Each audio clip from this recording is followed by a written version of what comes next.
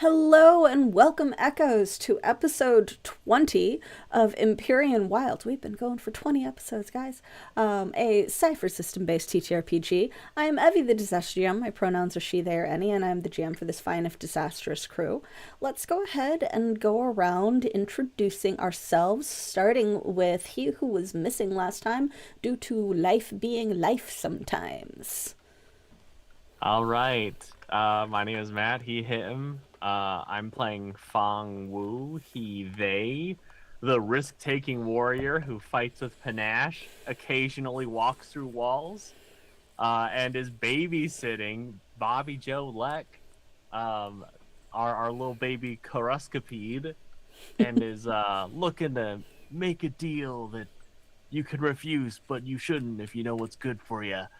And I'll pass it over to Amanda. Hello, everyone. My name is Amanda, aka Panda Copra. I use she, her pronouns.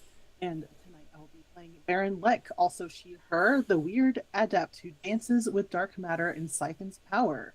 And as you heard, I am the mother to the Criscipede Bobby Joe Leck and have given babysitting duties over to Fong. Whether I should have or not, we'll see. Alina. Hey everybody, I am Alina. I am they them, and I will be playing Kale tonight, who is also they them. And they are an empathic explorer who helps their friends and has the soul of a dragon. And they are quietly not in favor of Bobby Joe, aka the murder bug. Let's pass it over to Joel. Hello, I'm Joel. I use any pronouns, just any of them is fine. And I play Balmes Forge, who is an appealing speaker that rises from the depths in Chamber Spirits and is very vocally against Bobby Joe. Alright, go Evie! I love that our introductions are predominantly surrounding the Coruscapede little buglet. It's hilarious. I know that you just did a refresh and you had to re-download some stuff, Varen, so just to let you know, you were kind of fading in and out. So don't know if that had to do with your mic placement or something else, but might call out if it gets worse. I will be adjusting settings as we go along. Awesome. Okay, so sorry about that, guys. But yes, I'm Evie. As I said, this is Empyrean Wilds. We run every other Sunday at 3 p.m. Eastern, 12 p.m. Pacific. So we do dual stream. If you are watching on Twitch, don't forget to follow so that you can be notified of when we go live with this or other campaigns. If you're watching on YouTube, thank you very much. Don't forget to subscribe and hit that bell for notifications so you can also be notified of when we go live with this or other campaigns. We will be coming back this coming Friday. I have my weeks correct, I believe, with our fairy tale campaign that does star a couple of these lovely players as well. So you don't want to miss it. We are, if you are watching on YouTube, I will have to have that in the description. But we are doing a donation, charity fundraiser. That's the thing. I don't have my script in front of me, guys. We're just winging it. It's Hi. But yes, so we are raising funds for the World Central Kitchen on Twitch and on Tiltify. So donate if you can. The world is kind of a mess right now, so do what you can for who you are able.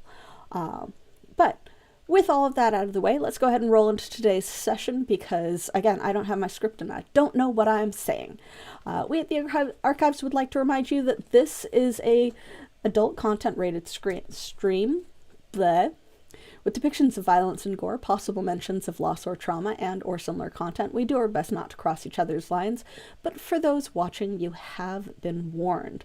Last time, there was some emotional conversations happening at the House of Leck. visiting Varen's family, they had some minor confrontations with her mother and parents about whether or not Varen needed to be one of the ones that is going out and going on these potentially life-endangering adventures. Whether it was something that Mama Lek was going to allow her daughter to go through, with potential danger, with life-sucking abilities, and a calling from higher powers. It was eventually decided that there wasn't really much that Mama could do. So it is less with blessing and more with begrudging acknowledgement that she will not burn that bridge with her daughter, in hopes that Varen does come back home safely at some point. Well, They there, impressed your dad too, which was fun. yeah, just a little bit. Yeah, there was a little bit of bench resting. There was also a little bit of like not quite heart attacks from Daddy Dearest when trapped in a giant void of shadows, outside of which there seemed to be the calling of some foreign entity of letting them in and letting Varen act for them. It was, completely innocent. But during this, after having also spilled some very tense and emotional beans at Bal, Fong had kind of gone off to check on Corey and Varen's brother and just kind of keep an eye on town with all of this in mind, while still babysitting little Bobby Joe, the baby Karuscapede. But dinner having been had, if a little interrupted, conversations made between a couple of them about the stresses of what everyone is dealing with, they decided to go into town, maybe seek out their erstwhile companion, and get a drink away from family, etc. Ending with Belle separating from the others to kind of disguise herself and wander into the bar Firewater a little bit after them. Sitting and having a conversation, not really sure what they're looking for, but at least having time away from the stress of family, are Varen and Kale, and then off to the side, having spotted both them and an interesting and recognizable individual having dinner with, or drinks with others against one wall, was Bao, recognizing the one that had sent alcohol over to Fong during their walk. Fong, you've had, I wouldn't say an eventful day on the town. It's hard to beat the events of what you witnessed prior to wandering off a little bit before dinner. Like the whole spirits and strange conversation in a starry space-like void, and glowing strings, and possibly seeing the expiration of someone that is important to Bal, and then having to communicate. Like, all of that is a lot to beat. So even wandering around town and trying to get a read on the place would have been a little weak. It's a little weak sauce in comparison. But yes, you said that you were going to be looking for someone while you were out, potentially. Yes, absolutely. I think that Fong, after witnessing all that, after, I think he's everything is put into perspective a bit, and one thing that he would want to take care of as quickly as he can before leaving, so that we could help this person who is so important to Baal, is that he wants to make sure that Varen's family isn't gonna be castled anymore. So he's gonna look for um, one Louis Figu, uh, who sent him a drink via what Child Dash. Yeah, basically, street kid messenger. Yeah. Street kid messenger. Grub club, whatever. Yeah. But yeah, so you are familiar with a variety of cities and towns because, much like Bal, prior to joining the group, you were among those who did a lot of traveling and wandering. You also have experience with some of the more underground aspects of society due to some of your prior interests. So go ahead and give me either a navigation or a search check based off of what you think you're looking for in trying to find Luis Figo. All right. That's a 16. 16. Very good. And also, because I don't have my phone on me, it's somewhere. You guys will have to let me know if anything is redeemed in chat because I can't see that on my end.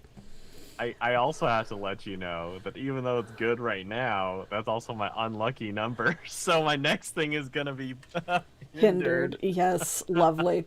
Okay, good to know. So 16 is your unlucky number. But yeah, so so you pretty easily are able to kind of get the lay of the land. And while you weren't present for the conversation that was revealed at dinner / afterwards of how Mama Lek might have known Luis and how integrated into the town they are, you're still familiar enough with how these societies work and how these folks work that you're able to identify, yeah, there's a reason why there are no guards in town and why there are what seems to be either laborers or street toughs that are wandering instead. It's sort of like an unofficial watch that has been placed by another style of organization. And while you do not catch sight of Luis himself, you're able to pretty easily catch on to which ones would be the more obvious involved and which ones would be less obviously involved. So you see a variety of people that might work with him or under him, but you don't see him individual. All right. I'd say maybe one that seems more obviously involved. Fong would definitely go up and try to strike up a conversation. Okay. Probably one of the kind of skinnier of the kind of street tough looking guys that looks less farmer like and built more like there's not really a reason for him to be like standing intimidatingly. So that would be very obvious to you that this is probably someone that is just out there for other reasons. But he would. Can I help you? Yes, you can. I imagine like as he's starting to, as pets on a leash are wont to do.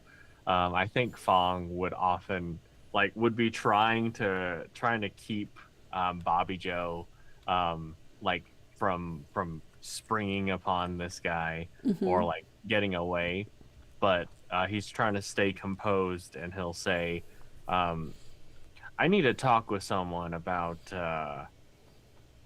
who's visiting the Lek residence." Ah, weird pet you got. Very weird pet you got. This is Was my this friend's child. was it dropped off at the Lex or something? This? Yeah. Is that why you need to talk about who's been visiting or something?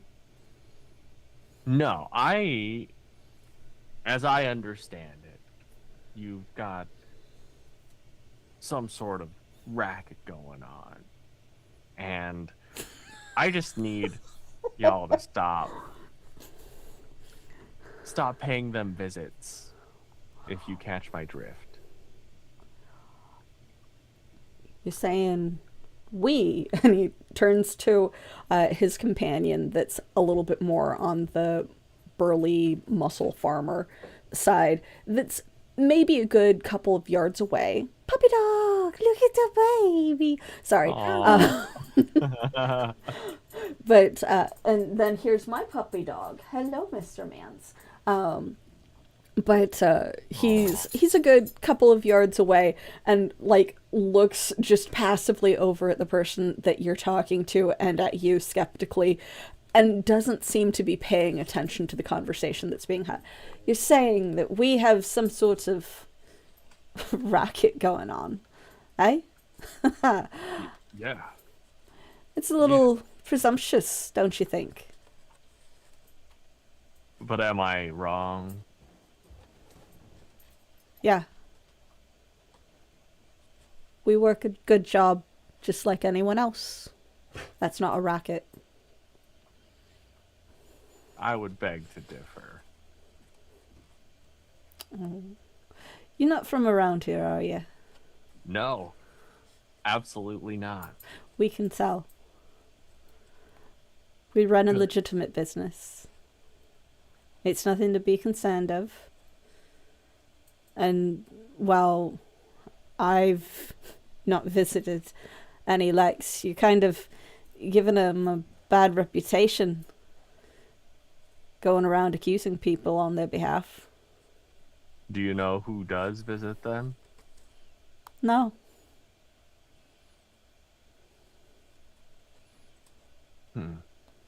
And I think Fong is gonna take out the bottle that was given to him.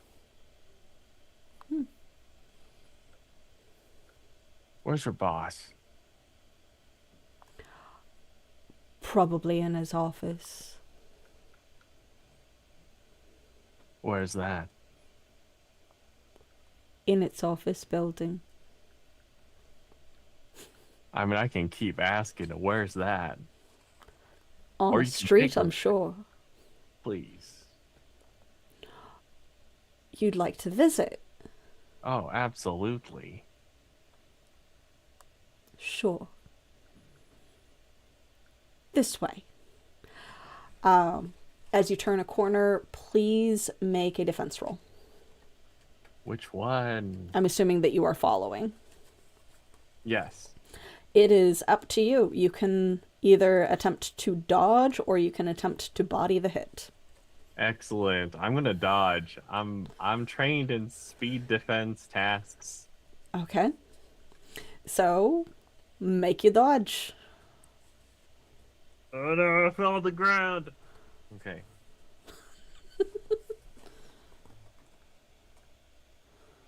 Okay, that is a 9. A 9. You are trained, so that barely makes it.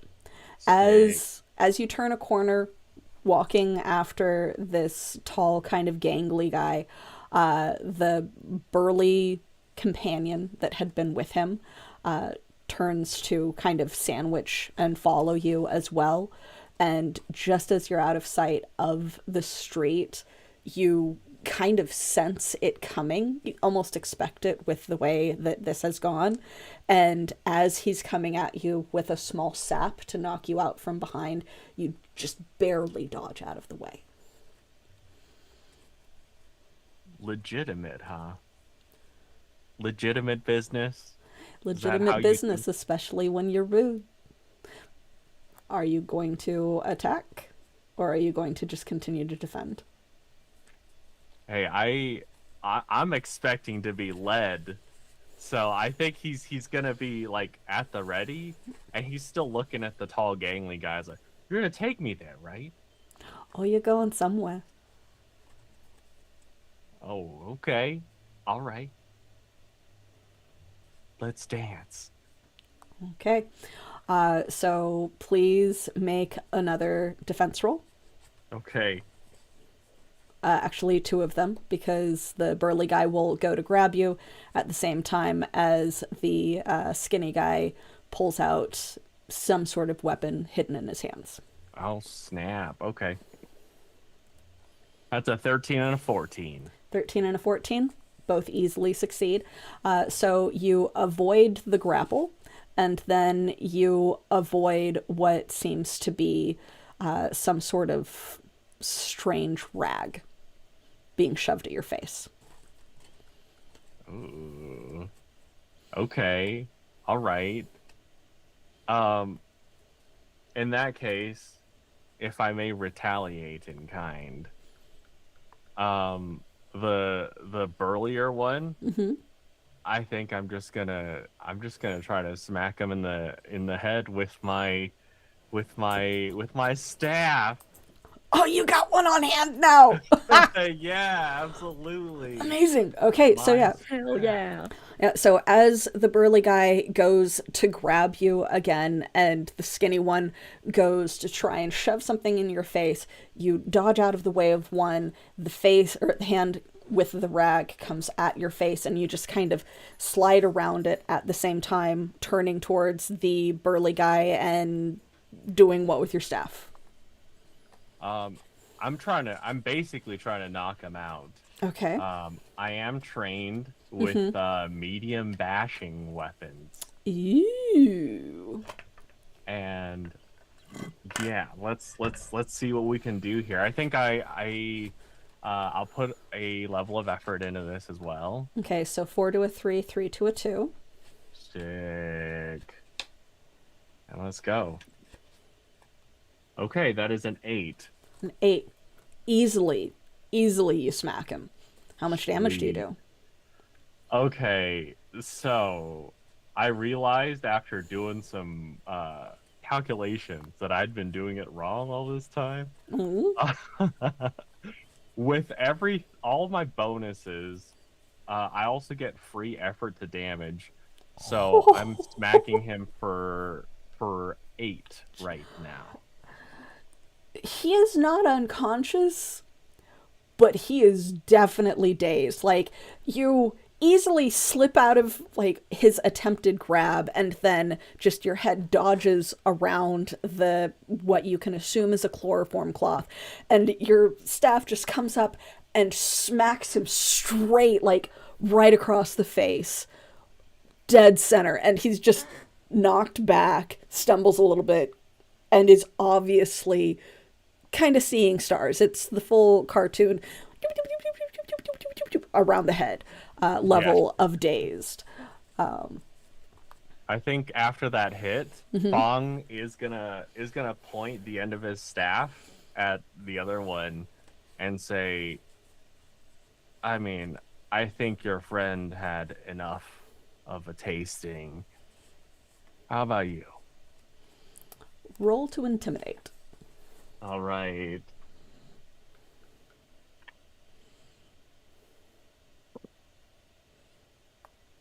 That is a 15. 15.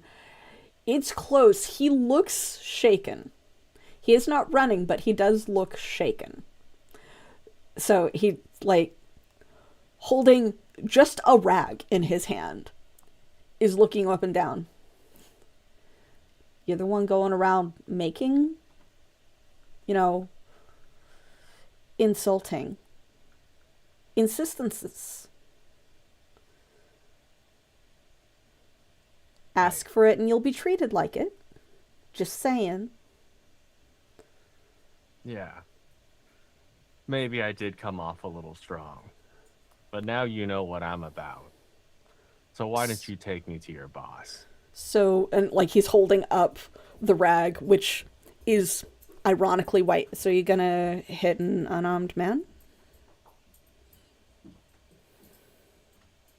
If you don't take me to your boss, I'm gonna do more than that. Are you lying or are you bluffing? Or are you bluffing or are you like actually going to do something harmful Oh to him? yeah, Okay. look. Okay, Baron is important to no, Fong. I will not blame you. I just wanted to know if you are bluffing or not. Okay, Oh so no, that just no. continues the intimidation rather than you having to roll to Yeah. like deceive. So yeah, that just continues the intimidation. He's going to bolt. Do you give chase? Do you try and smack him as he goes? Because the two of you probably have about the same speed. No, I'll let him go. I've got his buddy right here. Okay. So yeah, he just takes off. And the dazed, burly guy, like, what? Blood dripping down his face from his nose. Hey, nice friend you What? got here. What friend? Oh, Hey, accidentally sniffed up blood, starts coughing because he, like, snorted. let's get you back to base, shall we? He is concussed and not smart. So please make a social interaction roll. All right.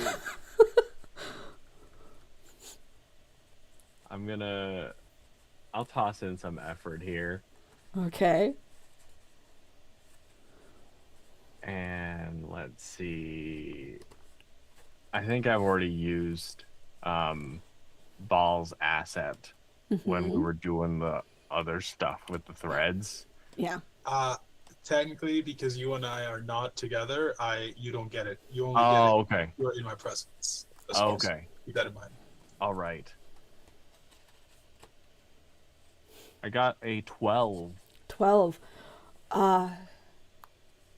Yeah, vision's a little blurry.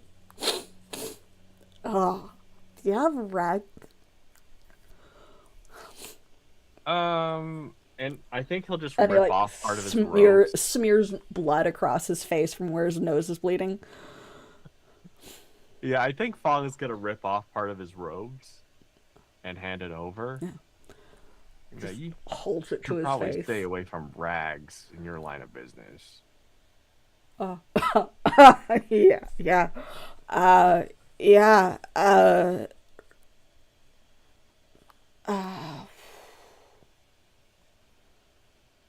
is that Main Street? That's the Main Street. This way. And his eyes, like, if you've ever broken your nose, your eyes are watery, your vision is blurry. He's partially concussed because of how you hit him, because you hit him for the majority of his hit points. In one smack. So his, like, vision is still a little off, and he's oh, don't shake your head when you hit yourself in the face. This way, and starts leading you through town. Great. Like, on occasion, he does just being concussed and not understanding everything that's going on, just like friendly smack down on the shoulder. He's got a decent weight to his hand. You can tell that he would probably hit for a decent amount of damage. Just like smacks you down on the shoulder. I made your clothing all bloody, dude. It's okay. It's okay. You're a strong guy. You work out. Yeah. Yeah, they have me lift like all the boxes. Well, not all the boxes. Other people lift boxes too, but I've lifted boxes, big Is it boxes. a good job? Sometimes. Sometimes. Sometimes. Yeah. All right. All right. Well, I'm glad you didn't get a hold of me. I can say that. You seem like a worthy combatant. I was trying to grab you.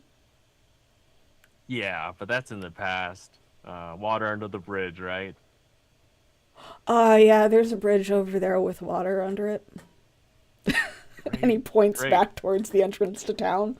You're an excellent guide. Yeah, I'm really good at that too. Yeah, Yeah, what was your name again? Miguel. Miguel? Yeah. What was the name of your friend who ran? Oh, yeah, that's Johnny. Johnny? Don't mind him. He's a little uppity. He gets like that. It's okay. Yeah. He's really good in bed, so it's okay. This way. Good in bed. Okay. Okay. Oh, nodding hurts. And he does eventually lead you through town towards what seems to be one of the storage houses. And that's where we'll cut back to later that evening with the group in the bar. Okay. Val, you have avoided Varen causing too much of a scene trying to get your attention. And you recognize the individual that had sent Fong some alcohol over having a conversation with some folks at the side in kind of one of the corners. What are you guys doing? Just having a drink? Enjoying yourselves?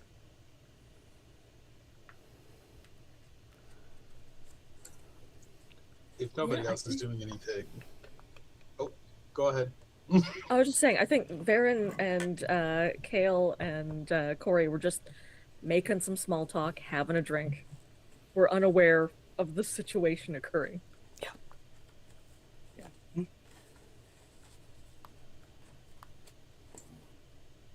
You said I recognized the guy that gave Fong the drink. Yeah. Where is this person in relation to like everything? He is in kind of, it's not straight walls. There are like outcropping portions that imply that it's kind of built between other rooms and other buildings. So it's not just a box. And he's kind of in one of those corners at a table with a variety of other people, sharing drinks. He has noted the entrance of the new people, but seems to be paying more attention to Kale and Varen's table while continuing to talk to whoever is with him. Awesome. I would like to go over. No, wait. Before I do, I'm going to spend an action to use understanding. Okay. So I observe this individual and Yep. I grant myself an asset on my next interaction with them. Okay. So you're studying him for a round, which only takes Smart. about 6 to 10 seconds. Give me an observation or a perception type roll to Aye, kind aye, of read Captain. this person. 19. 19. Damn! Minor effect. So you've seen this type of interaction before. You've been part of these types of interactions before, where there is someone that is at the table that is higher ranking than the other people there, but Yeah. it's a casual enough environment to where they're all still just kind of just sitting with each other and chatting. Yeah. He's not dressed particularly differently than the others. He does look maybe a little bit older than a few of them, maybe about your parents' age, Varen's parents' age, but just kind of casually there, sipping a drink. He doesn't seem to be bothered by or offended by Kale and Varen's appearance in the bar, though he is just kind of casually watching them and paying less of a less attention to the conversation at his table, though he does seem to be responding offhandedly on occasion. Okay. With the others, it's kind of hard to say what they're talking about, since other than kind of glancing at newcomers coming in and looking in confusion at Kale more than Varen, because Varen would have been seen around town, the others don't seem to be too preoccupied with their table. And they seem to be speaking the trade tongue. Yeah. Oh, cool. I'm gonna do something stupid, and I'm gonna walk towards them. Okay. And I'm gonna approach them, and I'm gonna speak to them in the language of not Eisenbridge, the Lancers use. Oh, Islanders? That's the one. Yeah. I'm gonna start speaking in that language to them. Okay. Please make 2 different social interaction rolls. One is for Luis, one is for the rest of the group. Okay. I don't think this is pleasant necessarily, but I am trained in pleasant social interactions. You are attempting to just speak to them. So, yes, this would actually be considered a pleasant social interaction, because you have not done anything to offend them, and they have not done anything aggressive towards you. I am going to do Luis's first, so that we keep track of which one's which. Mm-hmm. So I have an extra level, an extra. I got more on it. Yeah. It's eased by 1. Because of the thing. So that is a 19 again. 19. On top of the. Fuck, I have okay. 3 levels of effort on that. Just Okay. from my Yeah. things. Yeah. Okay. And then for Okay. the others. I just rolled a 19 again, I swear to God. This session is about to become very, very dangerous because you guys never roll this well. And I am not saying that I am going to make it dangerous. It is just, it does not I'm bode going well. to make it dangerous. We can only sustain this luck so far. Yeah. But yeah, so his eyes, more than his face, turn to look at you, and you see the complete lack of comprehension on everybody else at the table.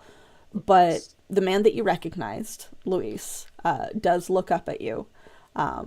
His face still kind of directed towards Kale and Varen's table, and then slowly his head turns towards you, and he's smirking.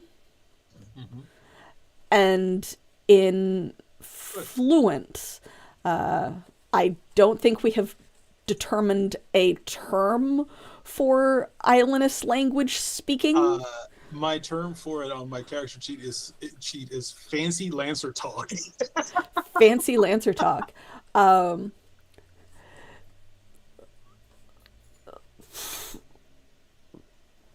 Lancish? I don't know.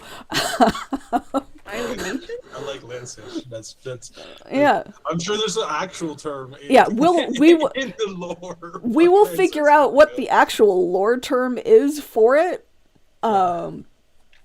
But yeah, we'll call it Lancish for now because that's funny. But in fluent Lancish, he goes, "Welcome to Port, stranger. We don't see much of yours around town. Would you care for a drink?" I do. And then turns to the others and in the common tongue, "Get out the way. Huh?" I said move. And as one, they all just kind of stand up and walk away. As soon as like the voice drops and he's like, "I said move," all of the others stand up and walk away. Without breaking a sweat, I'm sliding into the scene next to him. "You don't look familiar." That's by design. had to do what I do if people know who I am.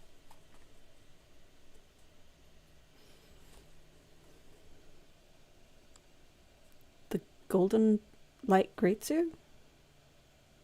Sorry, could you repeat that? The caption said the golden light great suit. The golden light greets you?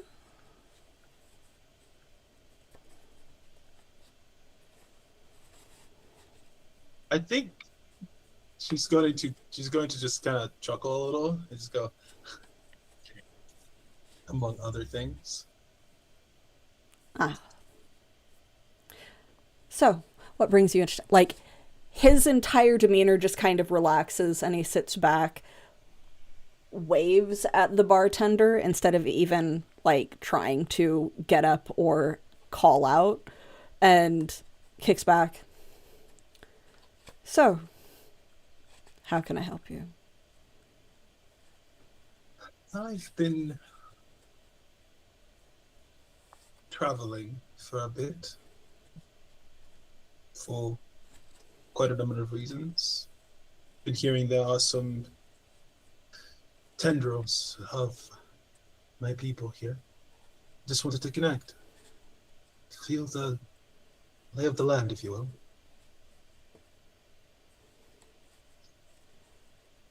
Is that so?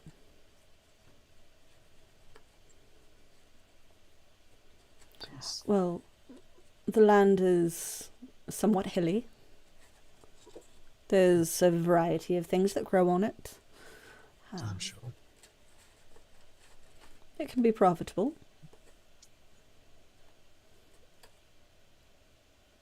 Trade happens. The weather turns.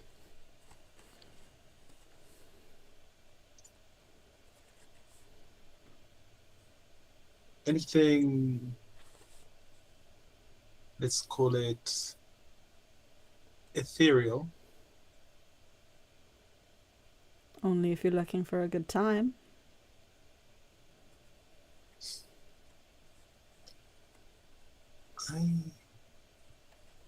I'm looking for, I believe the term is magical items. I'm saying this as I'm trying to gauge his reaction, because just because people say something doesn't mean that that's the only information I'm getting out of it. Well, I'm sure that I could interest you in a variety of ways. You seem more a collector than someone that is sent, so there are catalogs that you could browse. So,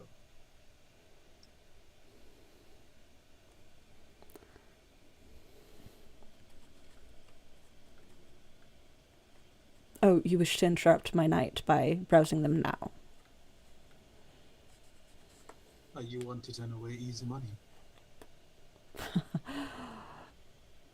You have no idea. And one of the guys that had been just kind of sitting at his table comes by with a bottle of wine and a couple of cups and sets them on the table. Sorry. Bye.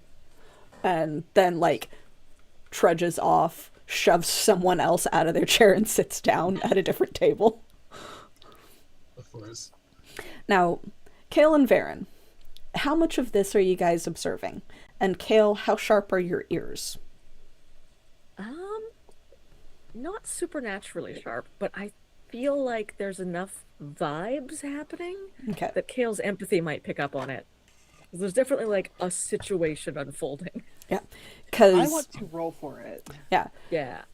So basically, unless you roll a nat 20 on your perception, Kale, you didn't hear them speaking, is the problem. Yeah. Yeah. Yeah. Okay. But can I do just a Yeah. reading people hunches Yeah. with my empathetic? Be like, what the heck is going on I over there? rolled Only a 12. I only 12? rolled an 11, so I don't know Okay. how much I'm picking Yeah. up on. I am Um, trained. yeah, you noticed some sort of commotion of like some people like abruptly leaving a table and then someone sitting down that happens to be the person that Varen pointed out as Val, Maybe with Bob? someone. Yeah. And they are definitely among the rougher type. And when one of them literally shoves someone out of their seat and just takes their seat at a table, no one does anything about it. Right. But beyond that, you have no idea what's going on other than the fact that something is happening and it is intimidating enough to where people are moving around in the bar. No one has left yet, notably. How dark is it in here? Average, about what you would expect for a bar. So, not super dark, but not super light. Are there enough shadows that, say, a small copper dragon could hide under tables? With decent stealth, probably. All right. I'm going to keep a very calm and cool attitude as I sip at my drink and just make small talk with Varen, but like Baal is up to something, and I don't know what it is, and usually that means trouble.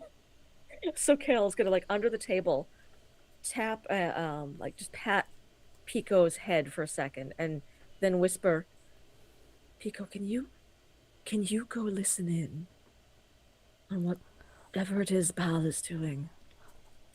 Okay. Like, And I'm just not looking, will let him yeah. do his thing and like slip off the belt and Yeah. get to the floor. Uncoils and just like a ferret flop and melts to the floor practically and then Amazing. skitter scratches away. Please roll stealth for Pico. Can I give Pico advice from a friend? I guess because you told Pico to stay hidden, yeah. Awesome. Then I will mark that off, and Pico gets an advantage on that. Not advantage. Yeah. Asset. Yes. What game am I playing? Pico, he talks like 15. this. All right, Pico goes and hides. But yeah. Go. Yeah, little Pico. So yeah, he with a 15 and an asset, kind of scurries around a little bit, follows behind a couple of people walking so that like it hides. You've been doing pretty decent so far, Amanda. So it kind of hides his movement behind the steps of someone else, and he gets closer. Belle, wine has been brought to your table that Luis gestures at you to serve.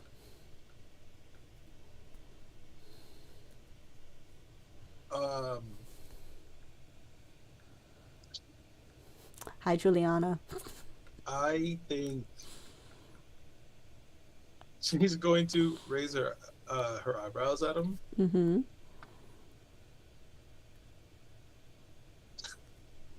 And he's actually going to try to pour it with just the one arm. It's her other arm is gone in his. Mm-hmm. And she's gonna do everything in her power to pour this effortlessly. Okay. It's not particularly difficult, even though the tentacle arm is normally your dominant hand. Pouring a drink with your non-dominant hand is not that hard. So, difficulty of 1 to do it elegantly, essentially. 9. 9, you're fine. Awesome. But yeah, so yeah, you pour it, push the cup towards him, get yourself one, and he just sips at it. I'm sure that you have plenty to offer. There are certain standards. However, not everyone runs on money. And certainly my own time is worth more than a simple deal. Takes a sip.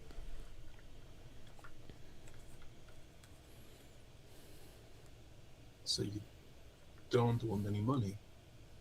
What would you like in exchange then? Oh, I would love money. But again, in my own time. I will work when I work. And I will relax when I relax. There is nothing that anyone can do that will make me give up my personal time. Nothing at all? No. Certainly not you.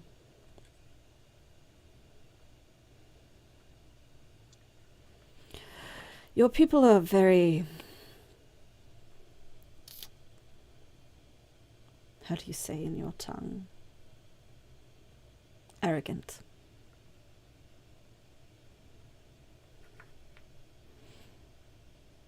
This is my town, though.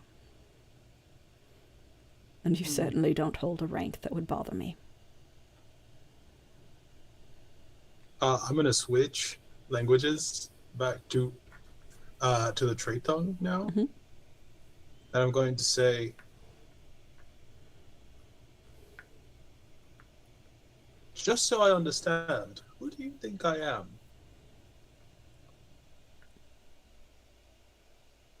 Just so you understand, no one of import.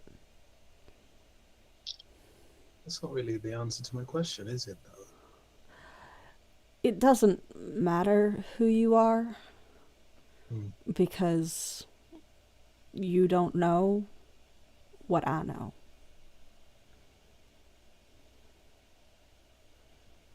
And that's an important thing to know. Just saying.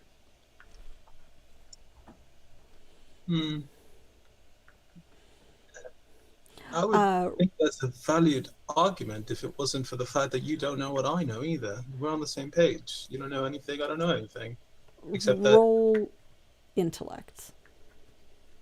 Okay, I have a free level of effort on this. Yes, you do. 17. The kind of questioning phrase that he said before was a code that you did not answer correctly. So he knows that you are not of a rank or of a group that he is concerned about.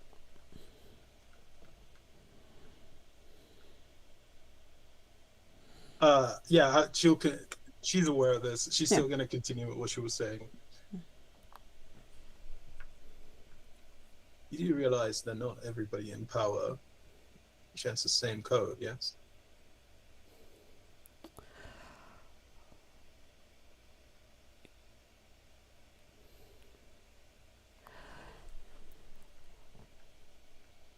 Who exactly do you think is in power? And he's staying in the common tongue now. Depends on who you ask and where you are and the measurements of the space that you're talking about. Well, right now, you're in my town, which means that I'm the one in power.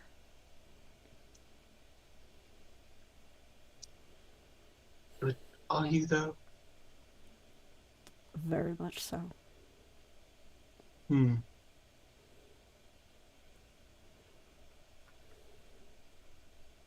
So, Mr. In Power, are you really so confident that I'd bring you no harm? I'm confident that you can't cause harm, honey. You're cute, but not that cute. Sure. It's honestly quite funny, really. Tell you what if I offered you a trade? Your friends over there? No. Don't worry about them. What else would you trade that would be of interest to me? To be honest, I've got access to basically anything I want. But right now, I have you. Sure you do. Takes another sip of the wine. Don't let it go to waste. It's some of the finest they have here. I'm sure. I'm going to activate my bubble of silence. uh, and then, oh, hold on. What is this? Oh, this is a completely unrelated thing. Sorry, I need to mute my Discord. Just hold on. Wait a minute. Do I need to pull up his character sheet? Oh my. Okay. I'm going to. Oh man. I'm going to slither my little stinger arm tentacle thing and then wrap it around him. Okay, I would like you to make. I guess this is an attack. Am I attacking or am I being attacked? Well, you are attempting to make contact with him with a harmful object. Well, I do have a stinger. That's true. Yeah. So Okay. please make an attack roll. Mhm. Difficulty 6. Okay. So 18 or higher. Yeah. Is this might or speed? Well, I guess it would be. This is you are attempting to make contact, so I guess speed.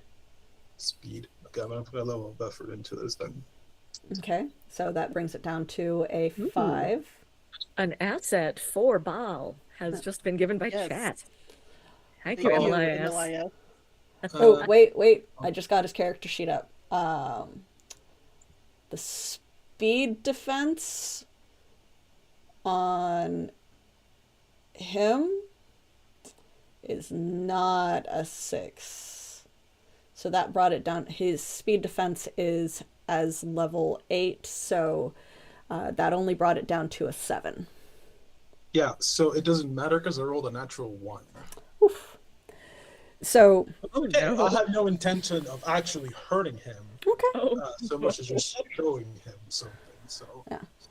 this is okay. Yeah. It is not. As So bad.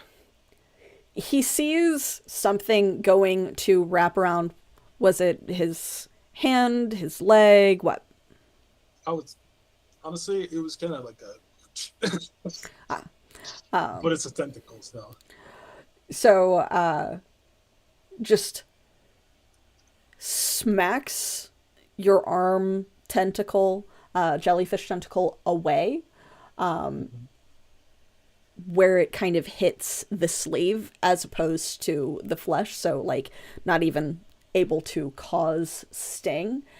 And we'll call the intrusion from that you feel the pain of a hit, though not at full extent. So you only take 4 points of damage from it. Cool. I'm learning a lot about this interaction. Yeah.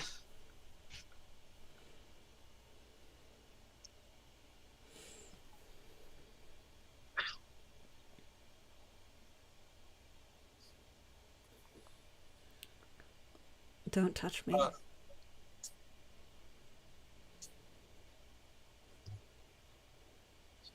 Nice. Keep your secrets. Keep your merchandise. And I stand up and I say, next time you talk to the people of, what was it again? Sorry, Islanders. To the people of Islanders.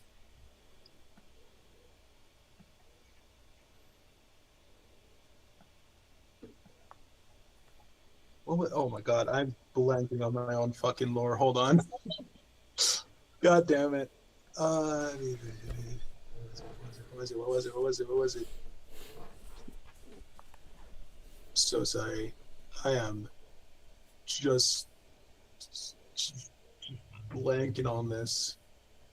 What fuck it. I don't care. Okay, I tell him my actual real name, and tell them to send my regards to the people of the over there, is what I'm trying to say. I just can't remember my character's actual name. She's been Val Mistward for so long, I forgot what my character's actual real name is. I think it was Anna. Yes, it was I remember Anna. there it is. I let him know to say that De Leon send the regards. That's what I meant to say. Sorry. Of course. And like, skedaddle. Okay.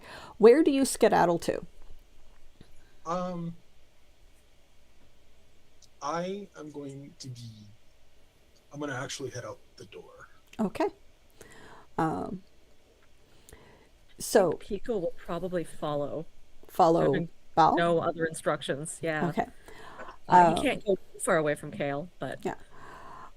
So were you and Varen watching this interaction, either subtly or unsubtly? I think Kale would try to be subtly watching it. Varen? Kale would have to be reminding Varen to not turn her head around and just be staring at them at all times. But yes, she is trying to. Okay. Maybe Kale then is like simultaneously trying to keep Varen focused on them and what they're saying while also watching over Varen's shoulder to what's happening over there. I feel like you're like relaying what you're seeing Yeah. to Varen Yeah, in yeah. the conversation, and every time she starts to turn her head, you're like, no, no, no. Nope, nope, look at me. So it's probably as you get outside, Val. But Kale, as you watched it, you've seen speed like that before. Yeah. From another crime boss. Yeah. Yeah. Yeah, you've definitely seen speed like that before. And it's a little bit of a flashback almost for you of I almost because died. you almost died, someone did die. It was a bad encounter. It was not a good day. Yeah. And Luis just watches Val walk out, takes another sip of wine, and then just like snaps his fingers, and slowly the other guys that had been sitting at his table recongregate there. And it takes them a good minute or so before they're comfortably talking again. Yeah. Kale is going to, again, they're just pretending to be like not really paying attention while paying attention to this and be like, Varen, Corey, dears, I think we're going to finish our drinks and continue having a nice conversation. And then we should leave and definitely not cause any sort of a scene. We're just going to walk out very calmly. Yes? Yeah, that sounds good. All right. As you get outside, Val, with Pico basically dogging your steps, you get outside. Do I notice Pico? Observation check. I have a free level of effort on all intellect rolls. That's a 6. 6. You do not notice Pico slip out the door behind you. I somehow muted myself. Okay. No. Pico the spy. Yeah. Okay. He's good at what he does. I want to believe Pico is doing that in character. It's like,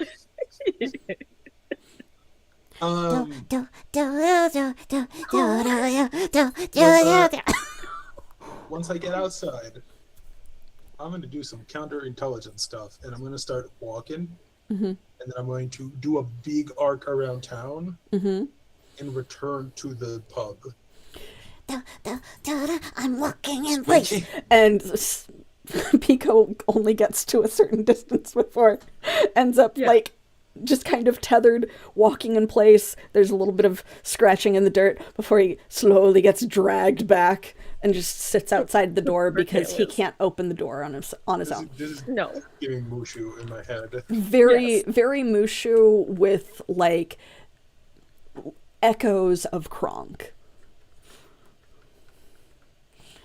Damn it. But yeah, so you're doing an arc of town. Yep. Go ahead and give me an observation check. What are you looking for?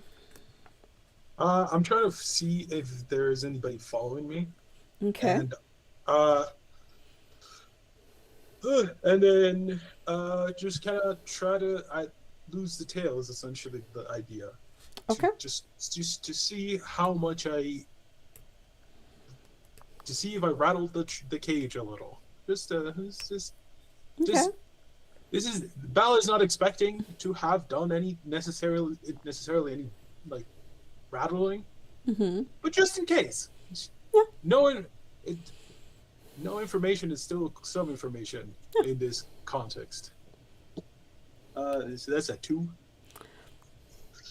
Seems like a town at night. Yeah. Then yeah. You're almost sure that you're being followed because that was a very obviously powerful crime boss that you were just going like toe to toe with. You just don't know where they are. That's okay. Yeah. He made it clear that he knows who I'm here with, so it's not like I needed to. I'm gonna go back to the same fucking place anyway. I mean, we all rolled into town together and we're weird, so that seems likely that he would know. It honestly, metagame pigeon, it was because Varen stood up from her table and went, Bal over here. That too, I forgot about that. He was not That does reacting make to you as if you had like nodded at each other in the streets after the alcohol was delivered. It was just you are obviously associated with the people that I am watching. Yeah. That's fine. I'm gonna fix my clothes, and then I'm gonna while I'm making my big round, I'm going to start changing my stinger back into a claw. Okay. Sounds fun. So you guys are able to finish your conversation and your drink. Takes a couple of minutes. Do you then attempt to subtly leave the bar? Yeah, we'll slide some coins on the table and just Okay. get out. Give me a general kind of stealth / performance. DL. Like, yeah, give me I'm being casual, I'm being smooth I roll. am trained in stealth. Fly casual. I'm also trained in stealth. Let's Okay. stealth it out of here. That was only a 6 though. So Ooh, maybe not so 17. much. Okay.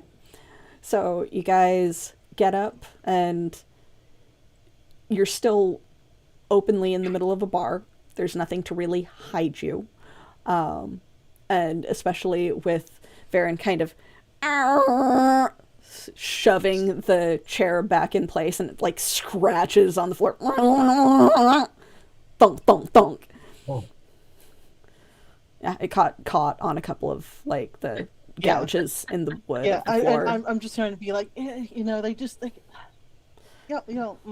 I do apologize. This is just, and you just. Boom. You do eventually make it out.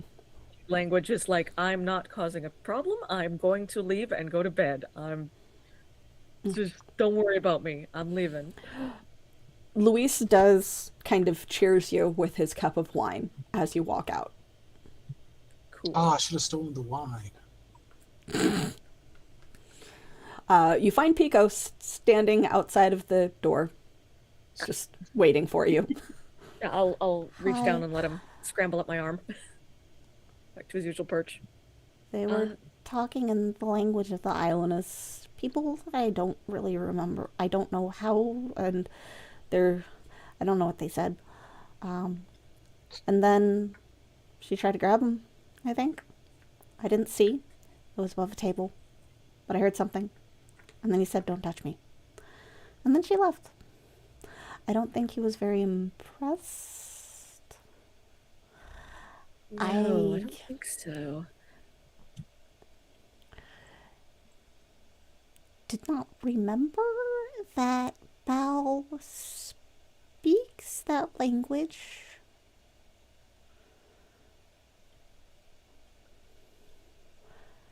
It's weird that someone here does, I think. It's very weird. So far, everyone we've met with ties to Arlenis, aside from Baal, has been very bad news.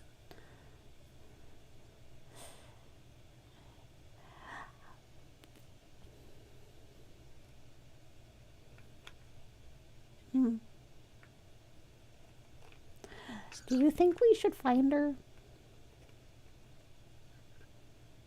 Yes, and I'm starting to wonder why Fong hasn't returned after so long. I think there's a lot of secrets, and Kale will look at Varen as they say this. I think there's a lot of secrets here that are lying below the surface of your quiet little town, my friend. I'm starting to get the feeling that this place is a lot more exciting than I remember. If it wasn't before, it certainly is now. I hadn't been gone that long, but it seems like a lot of this has been stirring up over the last few months since I've been gone. Yes. It's concerning, because, well, magic seems to be getting stronger. Why is everyone here? It's less the magic and more the crime that I'm worried about. If they're related, though. Might be. We should find Baal and Fong. Yeah, especially since Fong has Bobby Joe, and Oh, that's right.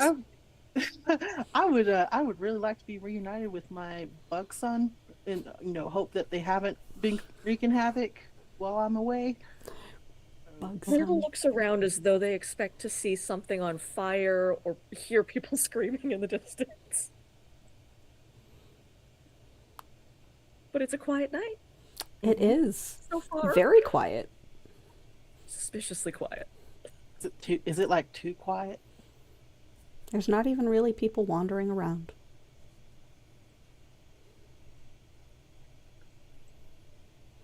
Yes, let's go look for our other members. Let's. Off we go. Pico crawls up your various robes and finds purchase again. So, where are you going? Who are you seeking out?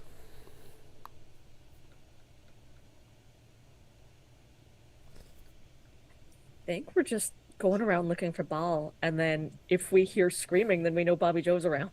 Yeah, I feel like since Ball was more immediate, Okay. then yeah. All right. Probably Well, look for Ball first. with the aid of Pico, you would know which direction Bal went in originally. Yeah. So go ahead and see if you can find her. All right. I have investigative skills, which doesn't give me anything for finding people, though. I rolled an 18.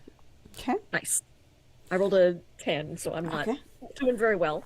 All right. So yeah, with an 18 and you being familiar with the layout of the town, at least, you know the easy paths to take, wandering around, and kind of figure you'll do kind of one of those circular spirals outside in, which means that you're kind of following the path that Bal had gone. So it'll take you a little bit to catch up to each other, but you would eventually run into each other. In the meantime, Fong, you did get led back to what seems to be some sort of storage house of some kind that is kind of warehouse-ish in that it does have a variety of baskets and boxes for when things are imported and exported from the town, what seems to be a variety of like sacks and crates, etc., that would be used for the transport of the various vegetable goods that are made here. You also are led past all of that and up a flight of stairs to the upper level of it that seems to be almost like a very large loft apartment. And he, like, the guys that are there, because it is basically a gang hangout or a mob hangout, the guys that are there do kind of jump up as he leads you in, and he goes, first aid. Yeah, I'm still it's bleeding, okay. I think. Yeah, First aid. the other guy ran off, and Miguel here is concussed. So Yeah. can y'all take care of him? Yeah. And a couple of them like get some water to help wash his face off. Who are you? New guy. Okay. What were you, like, fighting over Johnny or something? He's not that good of a lay. He's not. I mean, he is a good one. He's not that good of one. Like, you Word don't on need the to fight. street was that he was great. So You just don't generally need to fight over him. I mean, it's not that hard. good to know. Good to know. Okay. Well, I guess if you're like a new guy Well, or what, like, were you given there a was- job or something? Yeah, well, there was something that I needed to bring back to the boss that was confidential.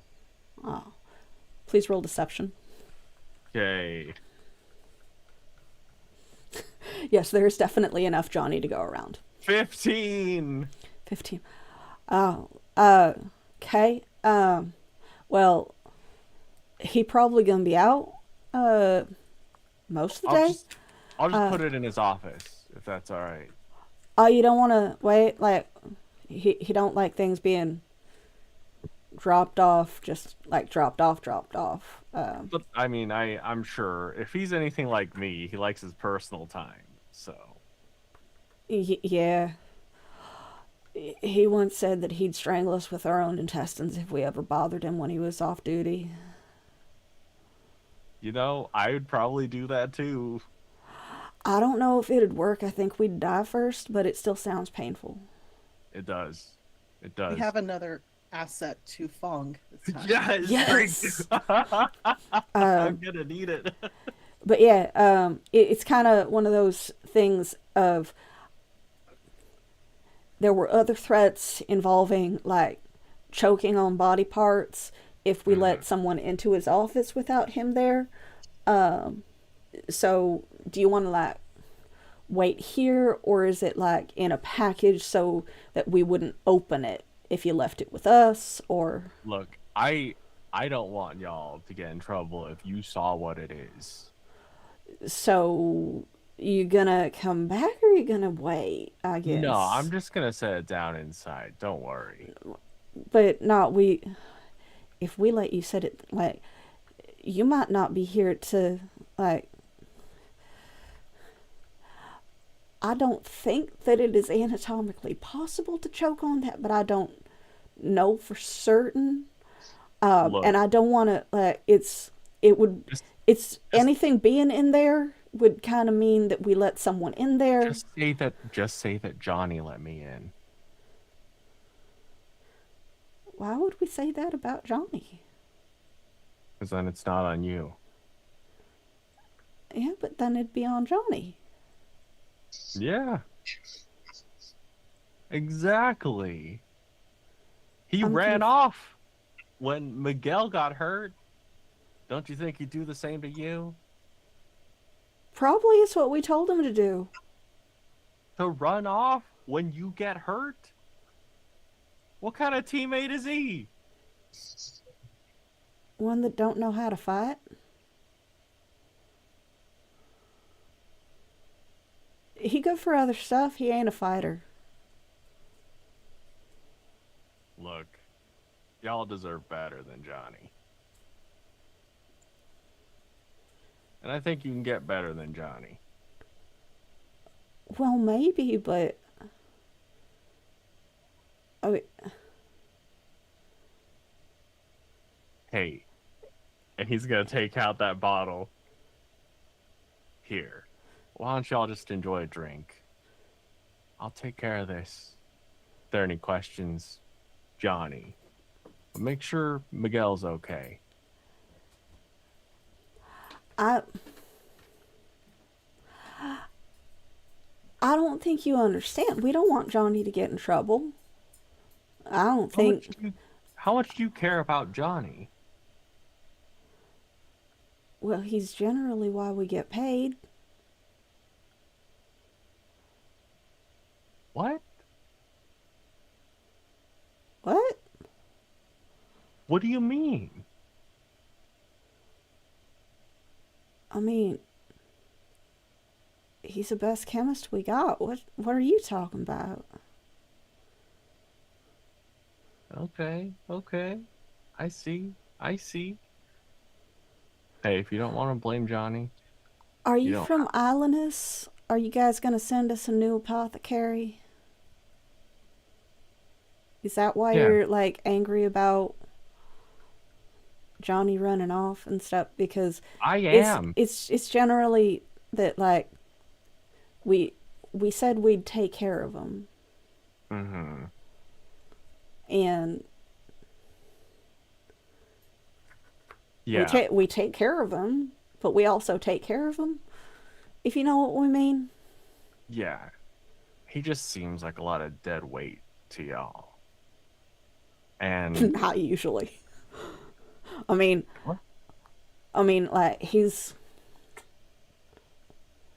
been with us for 3 or 4 years.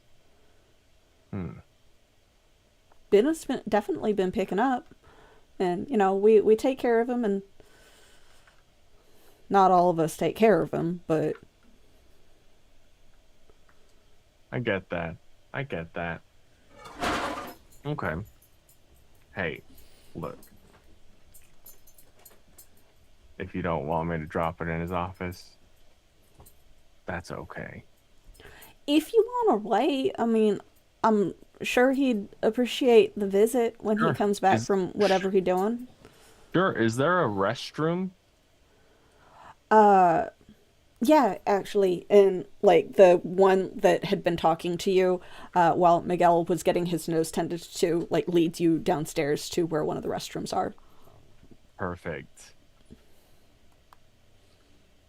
Fong is gonna try something once he's alone. If he Okay. gets to be alone. Yeah, he's not following you into the bathroom. He's gonna try to position and stack some things beneath where he believes the office to be. Okay. And then he's gonna try to go through the wall up into the office. Okay, so based off of the kind of warehouse storage house, you'd have to exit the bathroom and go towards one of the more front storage areas and try to get through there. So first you've got to either pick a lock or get through the wall to get underneath where you think it is. I'll do that. I'll use my wall stuff. I'll finally get to use my wall stuff. Amazing. Been a while since we had a reason to go through walls. Yeah. Yes. Yeah. Would you roll? Or you're just you don't have to roll to be able to go through those. So you're just slowly passing through the wall. Yes. Go ahead and give yes. me a stealth check for like doing it slowly, essentially, and unseen. Okay, this is hindered because my sneaking and staying quiet is bad. Yep. It's usually why you get caught. 15. 15, damn. Okay, so yeah, you, because he's just gone back upstairs expecting you to come back up and wait for Mr. Figu. So no one is really down there to bother you, and the distance hinders their observation. So yeah, you just, after a minute or so, pass through a locked door into a dark storage room of some kind. There's a variety of boxes and bags. Okay. All right. I'm going to try to navigate around and see if I can locate the office. Okay. Give me a navigation kind of positioning type of check, intellect based. All right. Oh my, look, this is Fong's day. I got a 17. Okay. So yeah, you are pretty sure that you're underneath wherever the office is. It was in relation to one of the closed doors that you couldn't get to from the kind of lounge area that you had entered into. And there are definitely a variety of boxes that you could attempt to stack on top of each other to be able to reach the ceiling. Sick. Okay. Yeah. We're wall jumping. Okay. Goodness. What is your might score? Like your total possible, not your current pool. It'd be total possible is 11. Okay. Give me a might check for dragging the fairly large boxes and stacking them. Okay.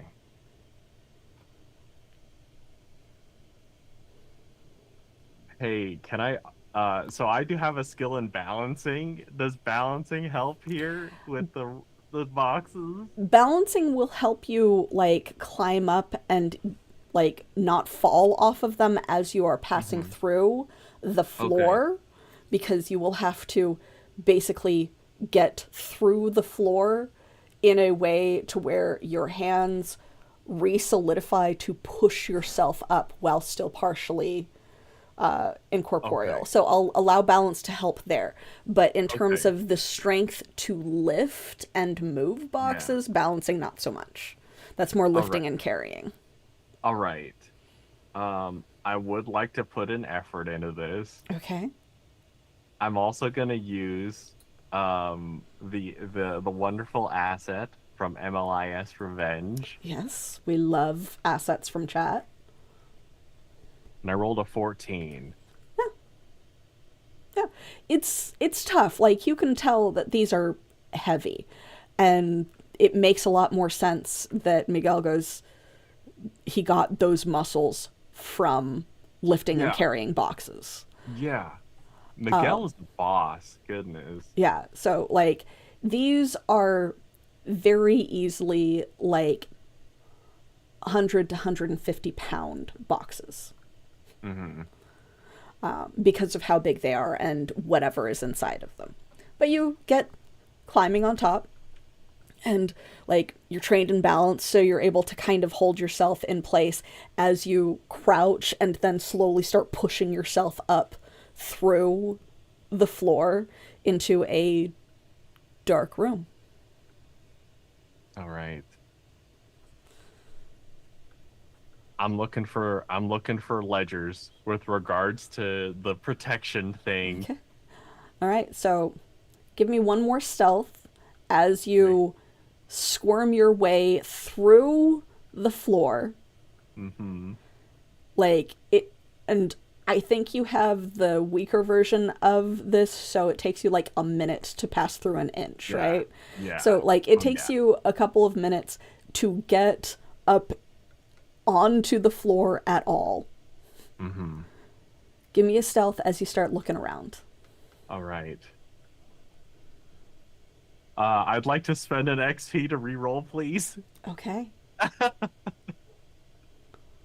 Oh my gosh. That bad, huh? Yeah, that was not it. Did we get there? 13? 13? Okay. Um, I'll say that with the hindrance of the wall and everything between you guys, they won't be able to hear you. Sick. So yeah, you're looking around for ledgers in. Let's see. With this is probably a little after what dinner time would be. Mm-hmm. Trying to determine where in their timeline you are. So yeah, looking for, you said, ledgers? Yeah, like I specifically want to look for stuff that has to do with the the visits Okay. to Varen's family's house. Search check.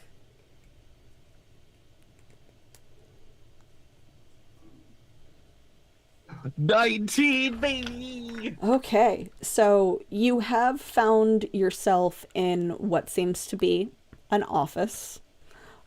Because of that 19, I didn't place you somewhere else in his Thank apartment. you. Oh my Um, gosh.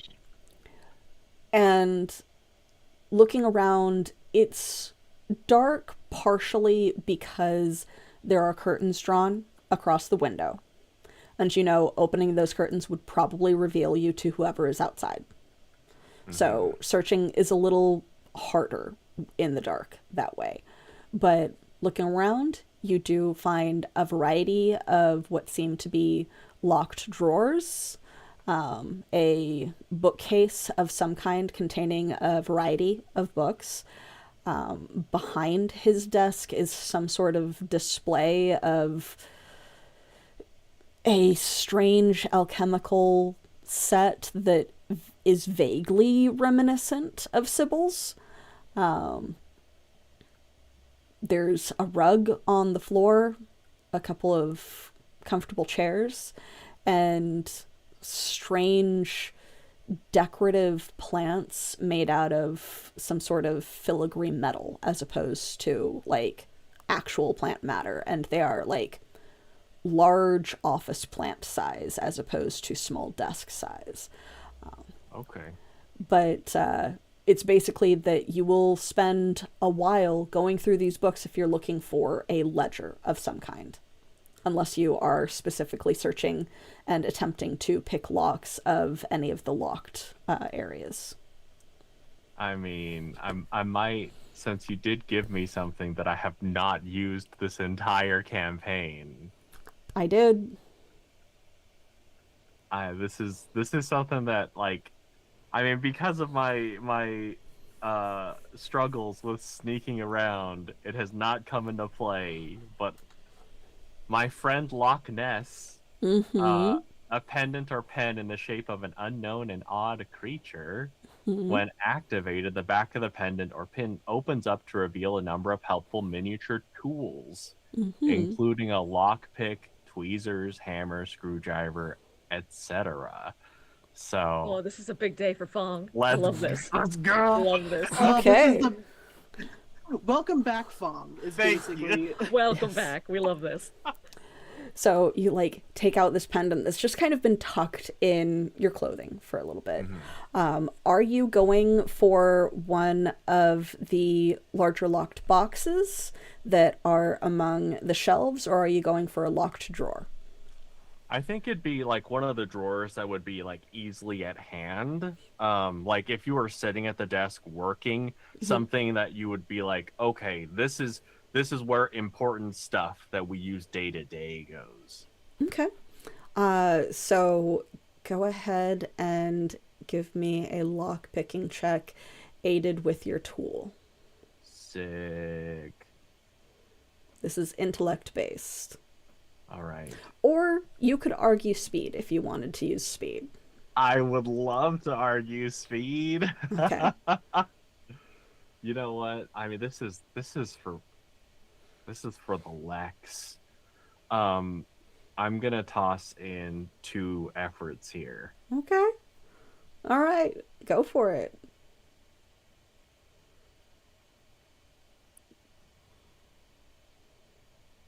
No, that's a 2. Yeah, because like I'm just like, yeah, Oh, lock picking, that's kind of a dexterity thing. That's a yeah. reflexes thing. It's reacting fast enough. So yeah, I would call that speed. But unfortunately, two is not going to help you. You Yeah. don't break your magical tool because it is a magical tool, but it just kind of jams a little bit and you don't manage to get it open. Hmm. You can try again at a higher difficulty, or you can try a different lock, or you can try a different method of getting it open. Ah,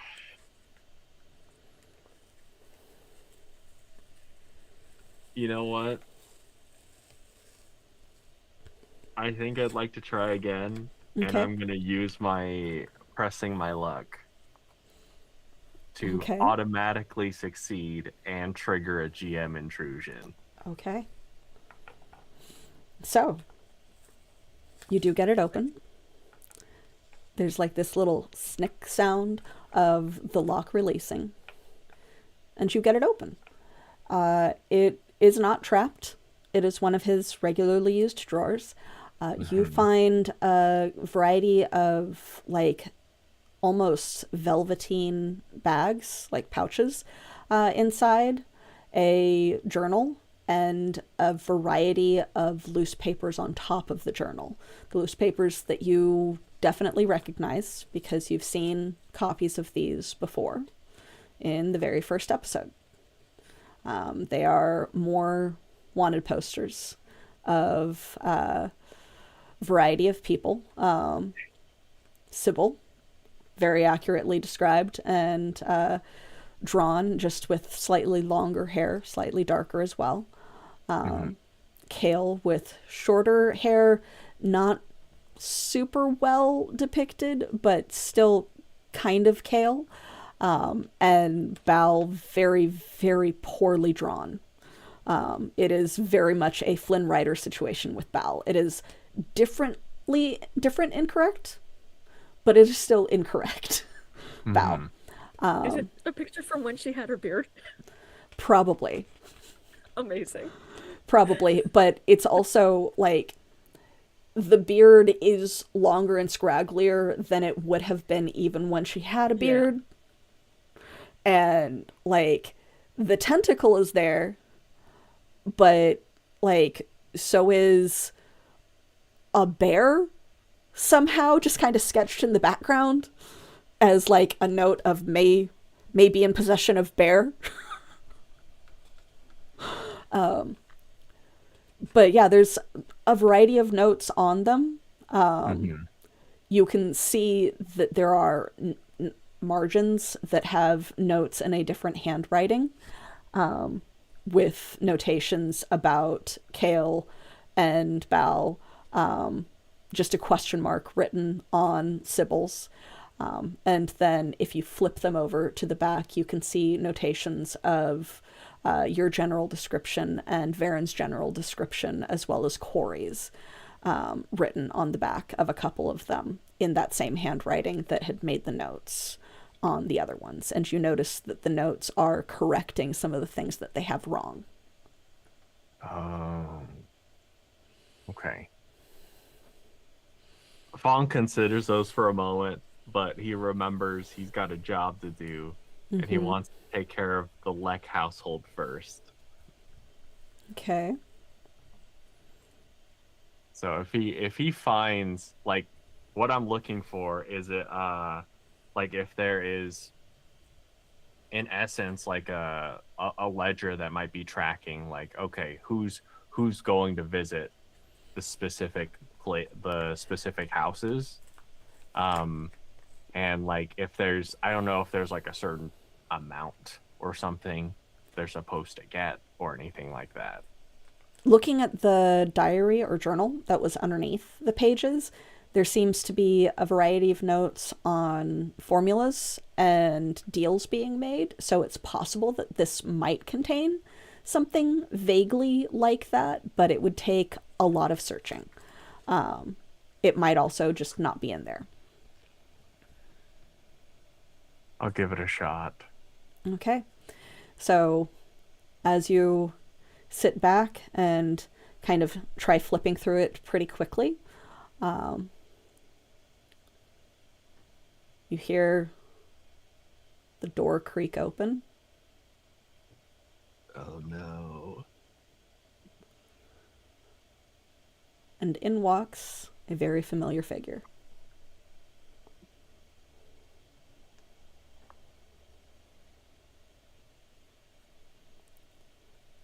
Well, I didn't expect to have a visitor just waiting for me. Do you find my seat comfortable?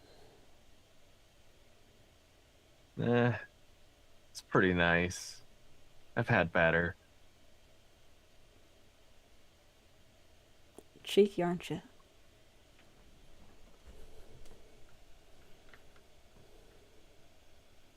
That's what they say about me. He sits in one of the comfortable chairs opposite you on the other side of the desk. Did you enjoy your drink at least?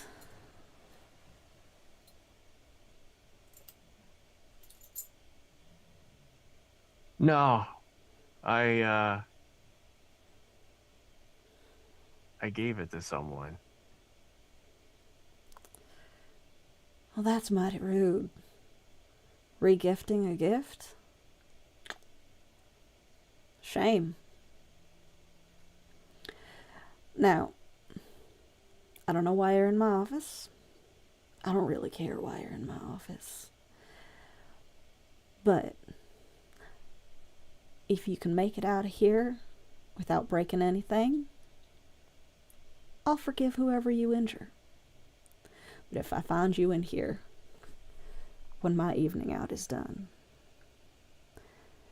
then I might have to string you and your friends up myself and get you delivered. So I'm going to walk out of here.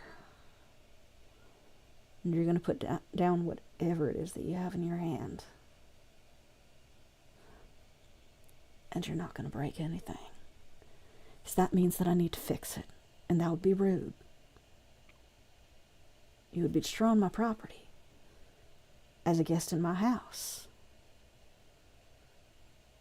And we don't abide rudeness around here. I'm sure your friends might have told you that. And then he gets up, stretches. Someone's going to be in trouble for letting you in. And then just walks out. It was Johnny.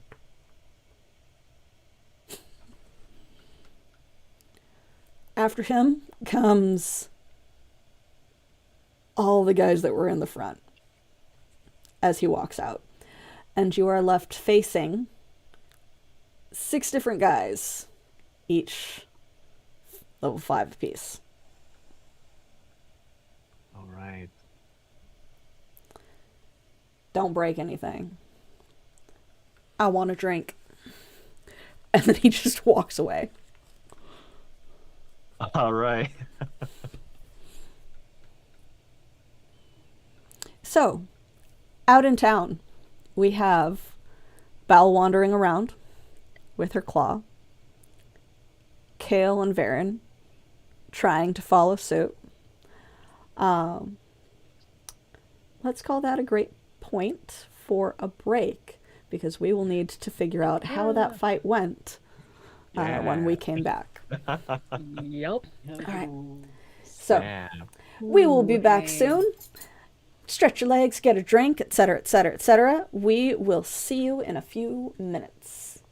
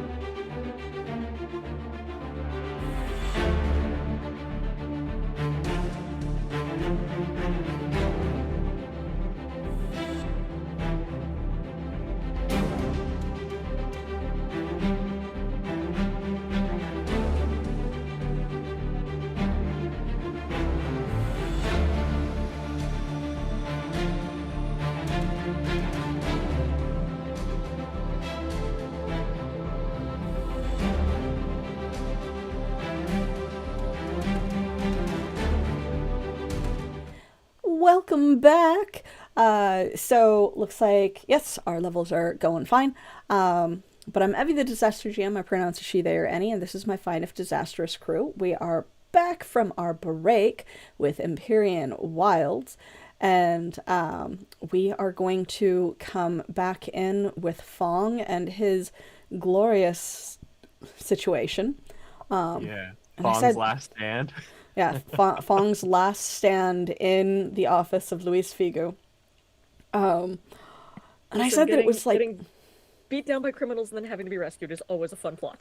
yes. Yeah. And so Uh, is getting escape, having an escape that's real Oh, close yeah. call. That's fun Oh too. yeah, like fighting for a little bit, being on the run.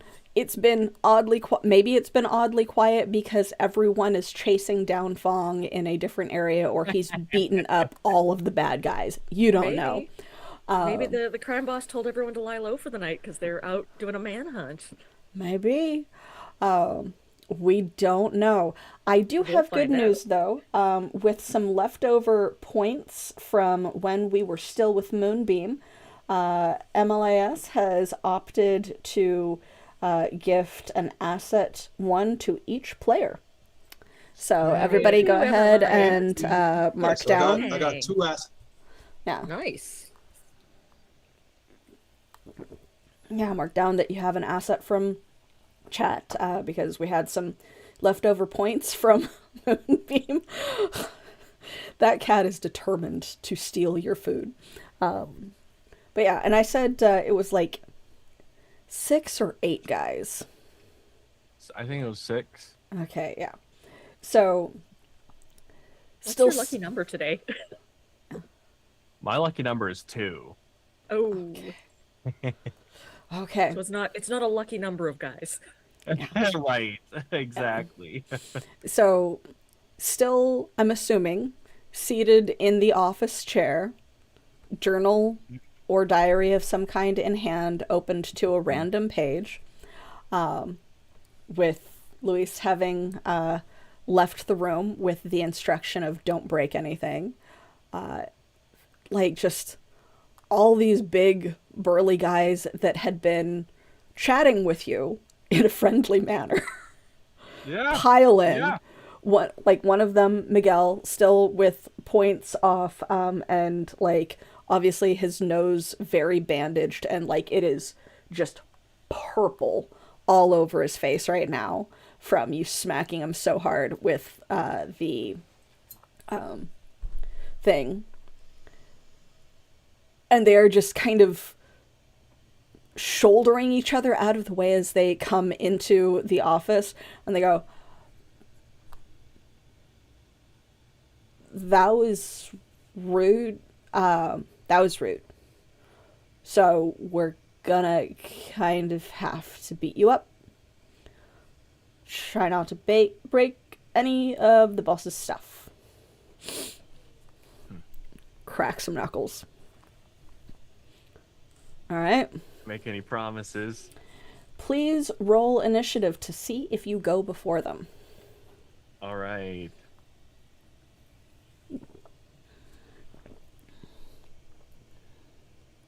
Is that speed? Yes, it is speed based. Okay, I'll put an effort into this.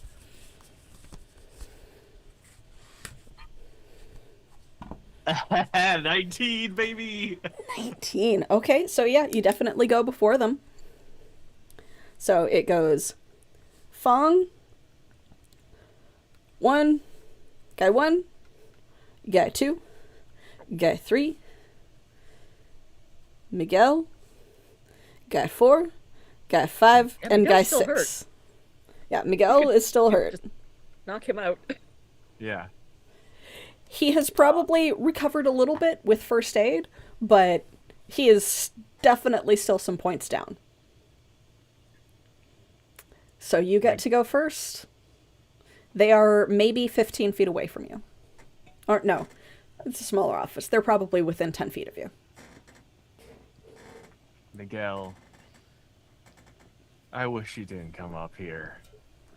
Because, and he's looking at the rest of them, I'm taking him out. as a preview of what I'm going to do to all of you.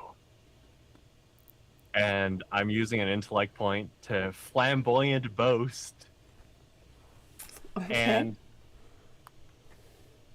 I attempt my act.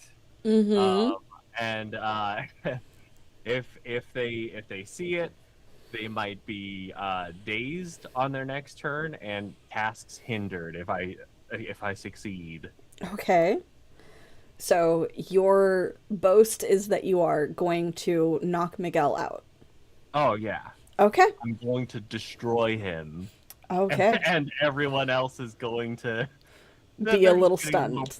a little taste, a little Okay. trailer, if you will. Okay. Okay. Okay. So yeah, All right. give it a go. Starting off, I'm bashing with my medium staff. Okay. I'm trained in this. Okay. I'm applying a point of effort into this. Okay.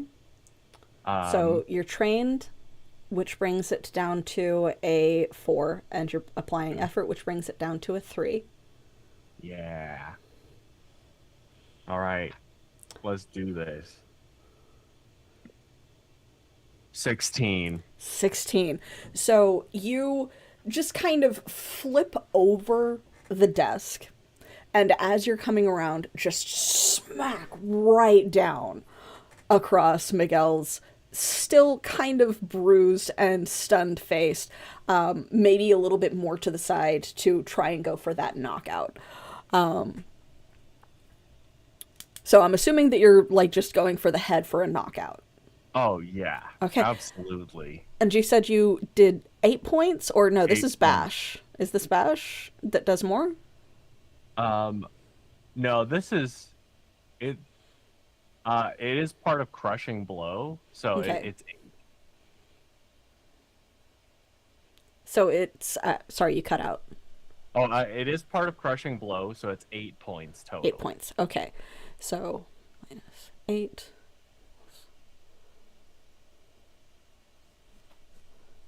12 total. He is barely still standing, but he is still standing All right. because he did heal a little bit.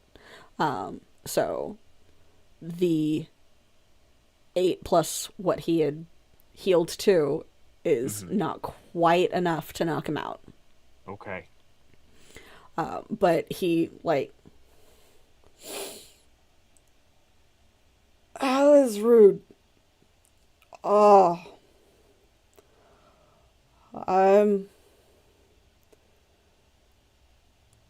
You should have stayed downstairs, Miguel.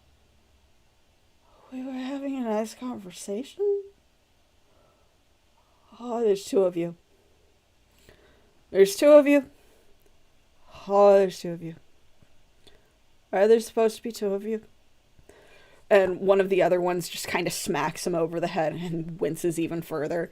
What kind of teammates are these, Miguel?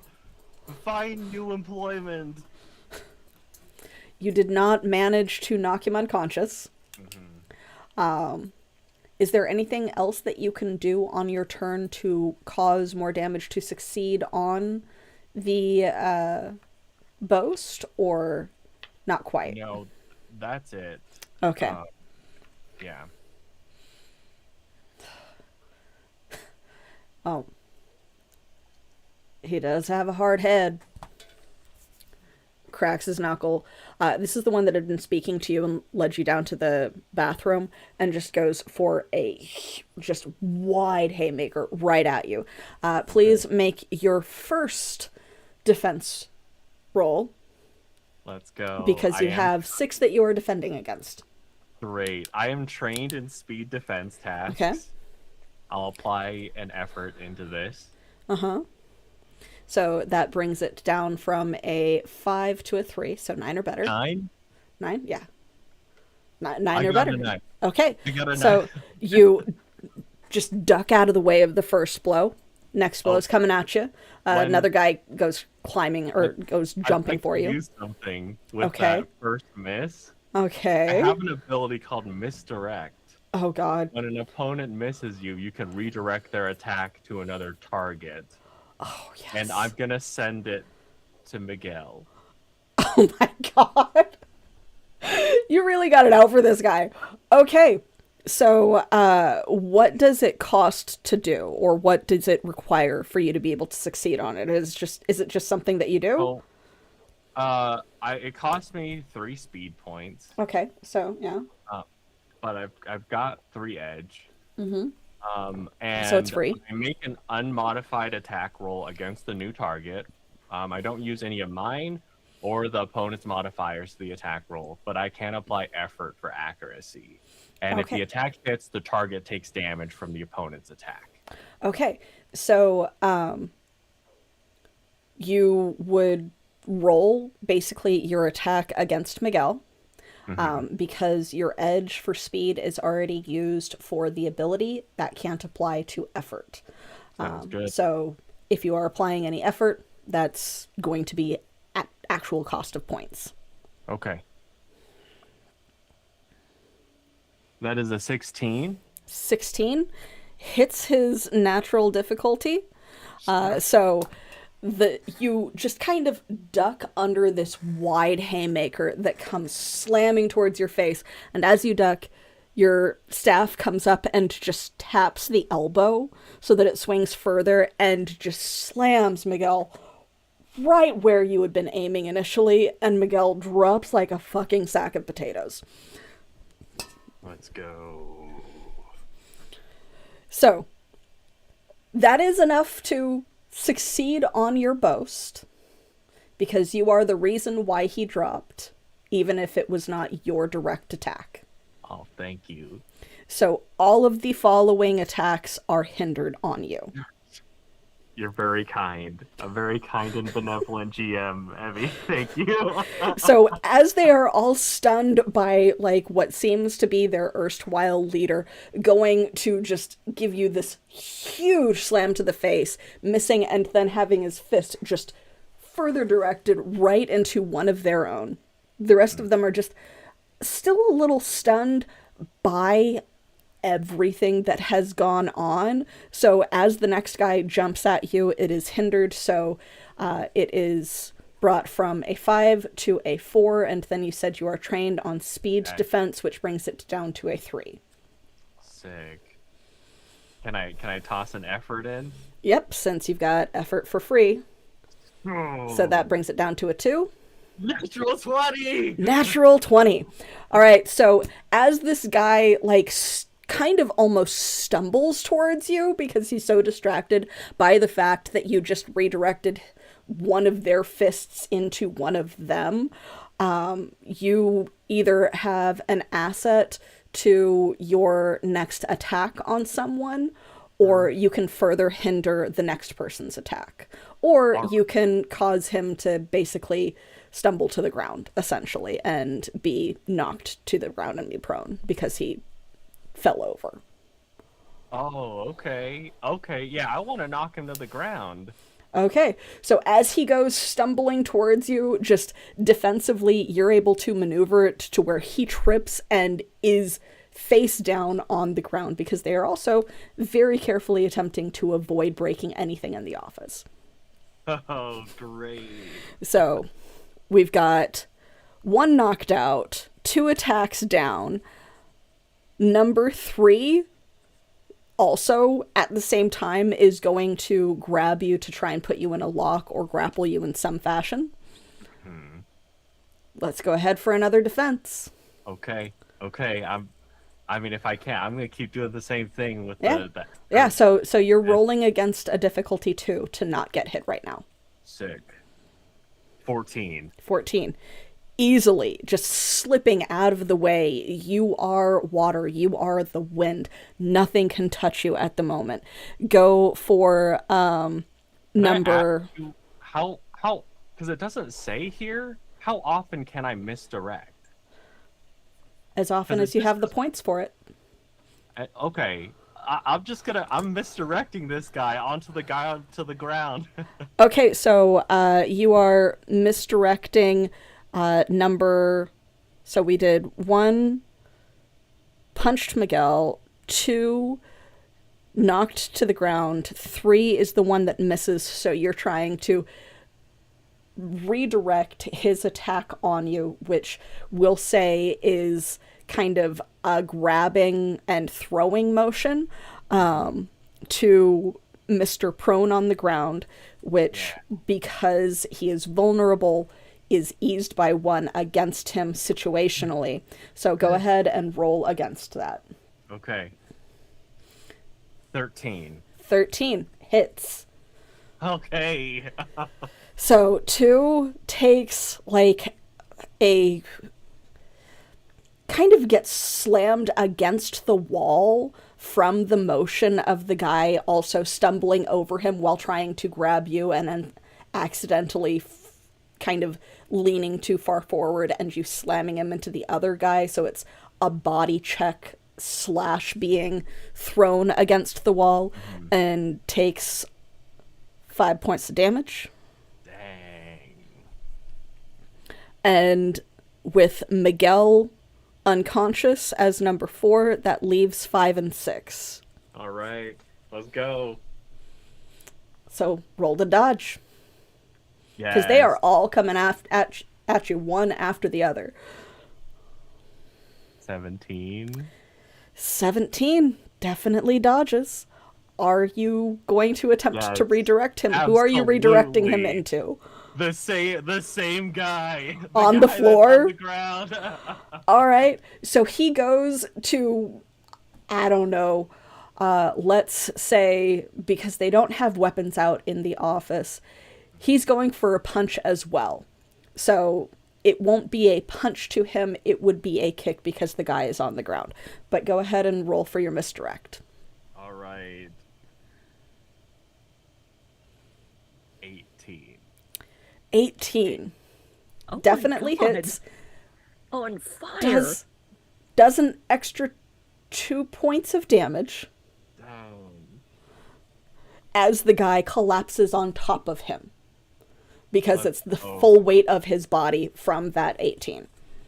See, Fong needed like an anime protagonist power up where it's like I'm fighting for someone else right now. He really did, and it is fucking working.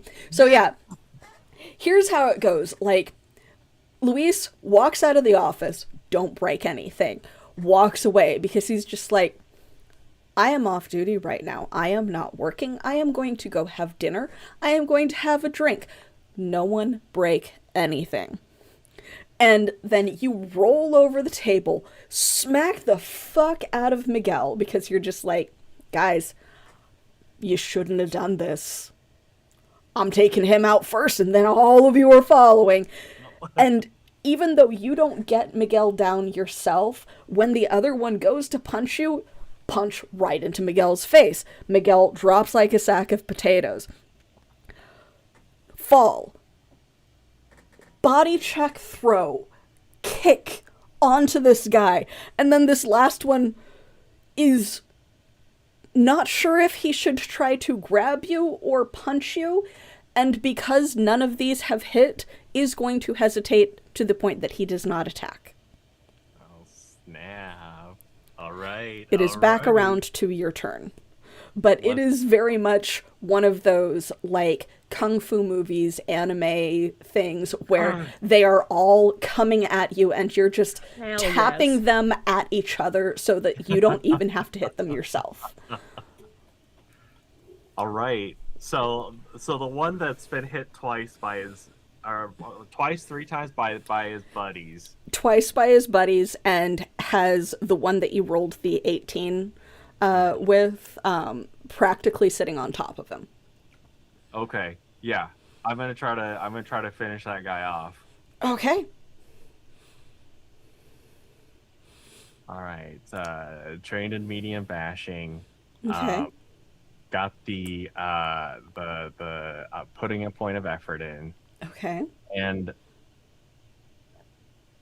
you know what? I'm gonna use the MLIS revenge asset as well, just to Okay. make sure, because I want to do something here. Okay, so he's a 5 brought down to a 4 because he's on the ground. Your train Oh. bringing it down to a 3. Uh-huh. you have the asset from MLIS, and then what was the other one? Effort, I think. Okay, so 4, 3, 2, 1. Yes. So Okay. 3 or better. I got a 4. Okay, I'm so glad I did that. So it's kind of one of those super casual, like, flip and just golf swing to this dude's face. With that, I'm gonna use another ability I haven't used before. Love it. Excessive attack. Okay. I'm assuming that it finished him off because along with So 5 all the hits he's taken. Unless he's 12 bigger than Miguel, I plus have no 8. idea. No, 12 plus 8. Yeah, that's definitely enough to knock him out. Okay. So if I take down a foe, I can immediately make another attack on that same turn against a new foe. Go for it. God, Go for don't it. get Fong angry. My goodness. Let's go. Warriors, they got those multi-attacks. Okay. With the bonuses, does an 8 hit? Against... The one that would be on top of him. Yeah. Sick. Yeah, because Okay. you're trained, he is also at this point prone. So Nice. that does bring it down by 2. So yeah, you're fine. Okay. 8 points. 8 points to this guy. Where are you hitting him? I think at this point it's like after the casual swing to the front, like I think he brings it back down onto the back of the one on top. Right across the back. That hurts. But yeah, so Wait. he like coughs and like practically collapses on top of the other guy as the other ones try to kind of reassemble themselves in a way to where they're not in as close of reach to each other. It's a tight fit because the room is approximately 10 by 15 and there is a desk in the way. So as the one that had accidentally punched Miguel out goes to try and get you again, let's go for round 2. Yeah. Because bring this it is on. just round 2. Let's go. Let's go. This is my bread and butter right here. 15. 15 hits. Misdirect. Sending him down to the one I just smacked in the back. Okay. So give me an attack roll. Okay. Yeah, you are 15 right. again. Hits. That's 5. Okay. Hell yes. By the end of this, I'm gonna have them all stacked on top of each other. Oh my god. Seriously, you are just going to leave Luis a pile of his minions in his office. Like, I just, wrapped like, them up lock with them a in. bow. Yeah. Yeah, like, and Alina, you are right. Fong is not locked in with you, you're locked in with Fong. Yeah. This Like, is the power of a warrior, dude.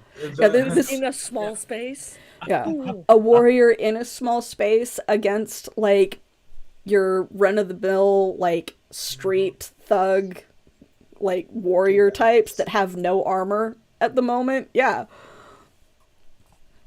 No armor, So no weapons. They're like, this will be an easy fight, right? the one that is on the ground is Yeah. going to attempt to tackle your knees. All right. Speed defense and 1 effort. Mm-hmm.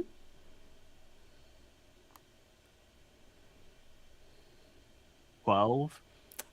Meets it, beats it. No, it's higher than. Yeah, you're easily dodging out of the way. So you just Sure. like spin out of the way. Where do you, I'm assuming, direct him to? Oh yeah. Look. Because this is the one that's already injured, so you can't direct him onto himself. Yeah. I'm sending him into the desk.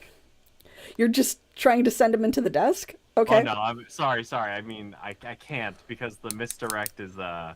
to another. Oh no, it can be an object. Into an I'm object? sending him into the desk. Okay. Yeah. Moving him into the desk, it's what, like, being thrown would normally do, I'm guessing? So Does he's it just describe gonna it? be, he's doing damage, assuming he hits, he's doing damage to the desk. Damage to the office. That's wonderful. Yeah. Okay. Yeah, I don't know what the desk's level is, but Okay. Yeah. I got a 10. 10. With you with that, because it is an inanimate object. Yeah, I will say that that hits because it's against the difficulty of hitting the inanimate object, not hitting a person, because it's not that you're trying to fight against his difficulty. It's Right. your target's difficulty. So your target is the desk. It's an inanimate object. That's like a 1. So yeah, a 10 will hit. So you send him face first into the desk. I'll give him another point of damage from that Nice. because he went face first into a very hard and solid inanimate object, cracking the wooden fascia of the desk. Everyone else winces. Not because Paul he is just gonna broke be his like, nose. Boss isn't gonna like that, is he? Oh, no, he's not. Oh, no, he's not. And that's the one that has been trying to, like, box with you the entire time. Mm-hmm.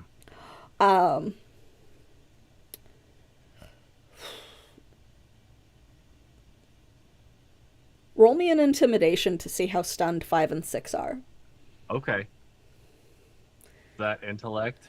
Yeah, because you just did all of your thingies in a way that also causes them to be the ones that damage the office. 15 is the number of the day. Jesus fuck. Okay. So the other two kind of like back up a little bit and are hesitating. Bringing it back around to your turn. Because they're just like, we gotta get him, but he said not to injure or hurt the office. And then, do you think we could get it repaired?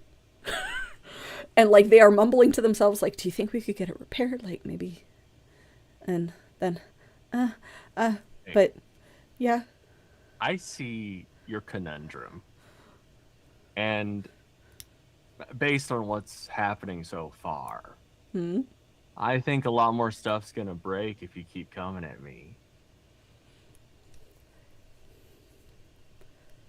No. Are you attacking on your turn, or are you trying to convince them to back off? I'm trying to convince these two. I'm gonna say, hey, Miguel's knocked out. He seems like a nice guy. Why don't you take him to get some medical attention? He's had a rough night.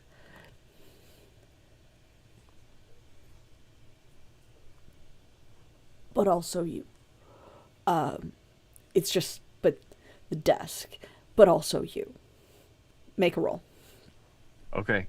This is going to be very difficult because Yeah, it's, fair. are they more afraid of not doing what they're told, or are they more afraid of not doing what they're told?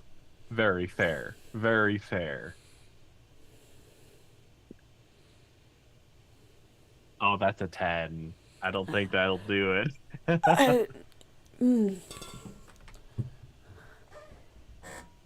We could probably... No, he'll be more mad if we let you go. I'm sorry. You're right, don't but have I'm to be sorry. sorry. But that brings us back around to one that seems to be the leader, and he's going, fuck, fuck, fuck, as he goes to try and punch you again. It's not Okay. working. And they say that the definition of insanity is to repeat the same thing over again, expecting different results. Let's see if there are different results, but there probably won't be. All right. Sweet defense and effort. Give it to me, give it to me. 12. 12. Easily. Easily beat it. Hey, You just what easily else is dodge. in this room? What else is in this room I can send this guy into? Bookcase, chairs. Bookcase. All right. Okay. So you're sending him into the bookcase? Yes. Okay. Give me an attack roll. Basically, you just gotta beat a 3. 17. 17. So you send him careening into the bookcase with his, like, full body swing punch trying to go at you, breaking one of the shelves. And he's, like, turns around going, fuck, fuck, fuck, fuck, as the other two try to tackle you just to try and end this. All right. Isn't 17 an extra damage? Or is that 18? It is, but it was to the bookcase. Oh, that's It was to the bookcase. So he broke a full fucking shelf, and there are books sliding and crashing to the ground behind him as he turns around going, fuck, fuck, fuck, fuck, and, like, is ready to just kick your ass if he can land a single blow. You said I'm getting tackled? So good. The 5 and 6 are both attempting to tackle you, yes. Okay.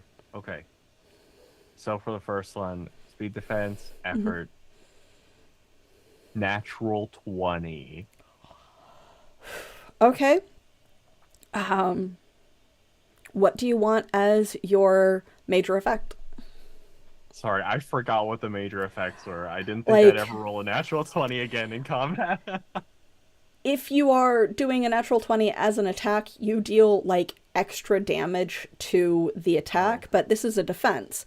So you can say that you roll that defense or that damage over to the redirected attack. You can say that this person goes prone so that you've got advantage, or not advantage, like an asset against them until they get back up. You could say that you would like just like assets for this round. It's a variety of things. It's just like, how creative can you be with it? Oh, yeah. Okay. All right.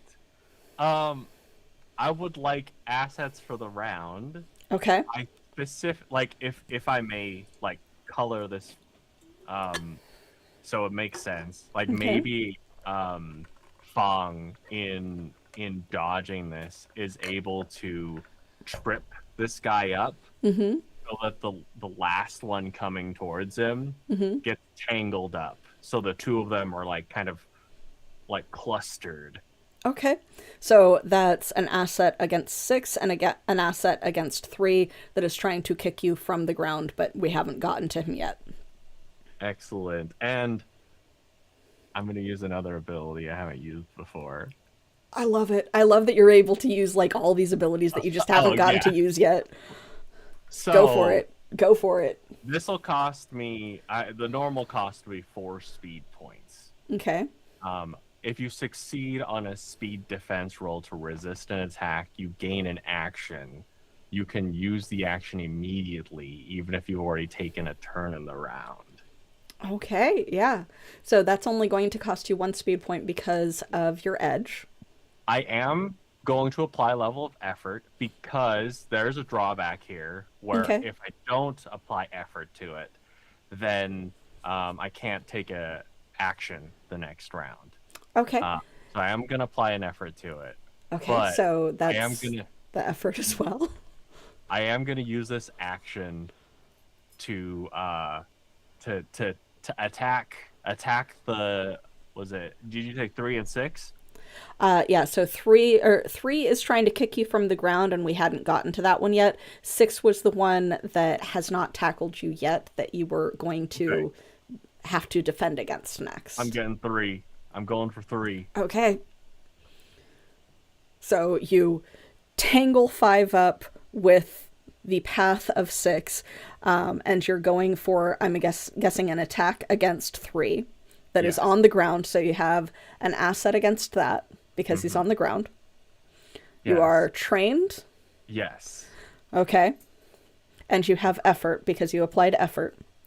So that is down to a 2. I'm gonna miss that, unfortunately. That is a 4 on the die. Oh no! So just Only 6 or better.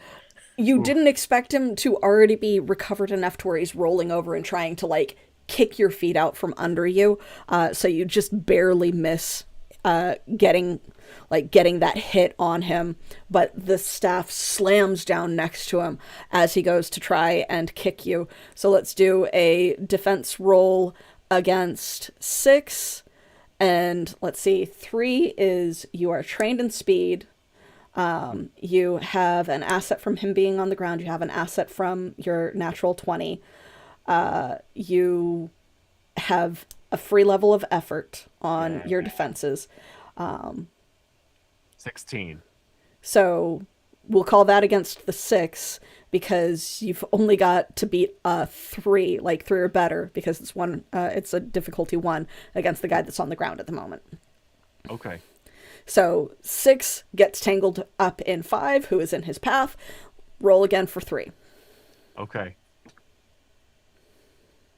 8. 8. See? Both of them missed. Both of them missed. I'd like to, if I may, I'd like to redirect them to each other. Okay, so you're tripping 6 up into 3, I'm guessing? Yes. Okay. And 3 is theoretically accidentally kicking 6 as 6 lands on him. So let's do 2 attacks, 1 for 6 against 3 and 1 for 3 against 6.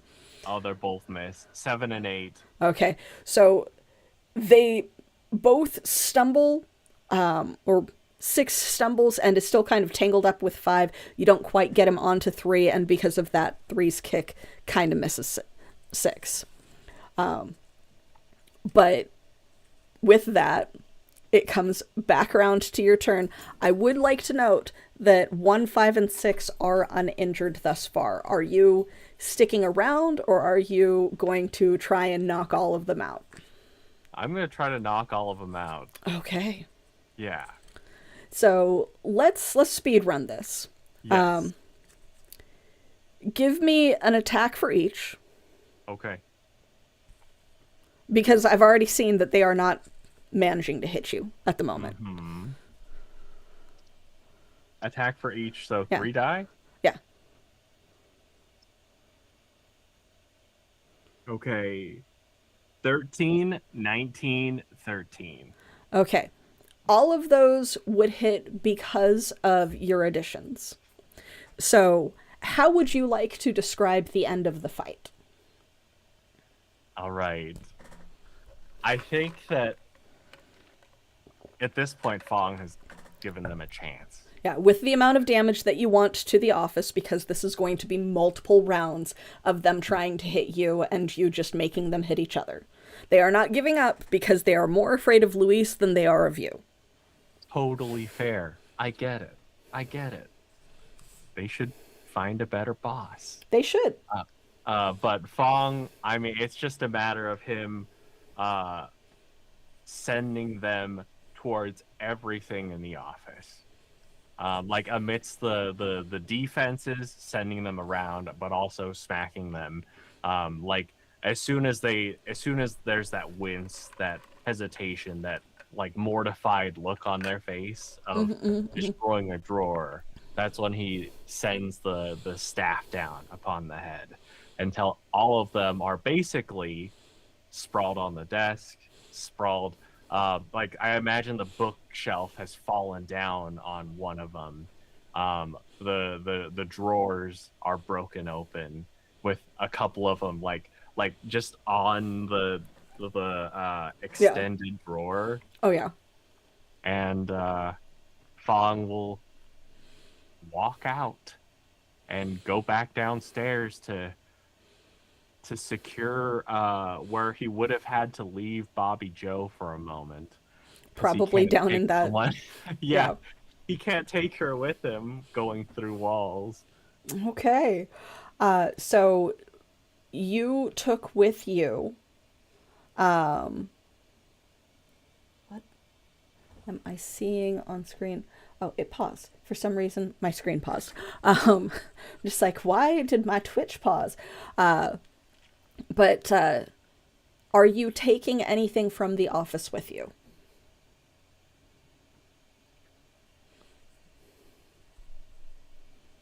You know what? if everything's broken open, I think Fong would probably take a look and see if he can actually find the thing that has to do with the visits to the Lek household. Good excuse to do a little rustle through all the drawers. Yeah. They're open. You do Yeah. find a variety of ledgers if they contain details on whatever racket is going on in the town. It's hard to say without going through them more intricately. Right. You also find a few more of those kind of velvet pouches. There's in one of the locked drawers seems to be a just small savings of clips in a variety of denominations, so lots of money.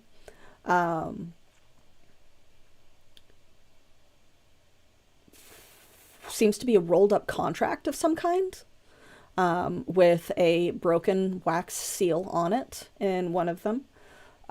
You also would pretty easily find a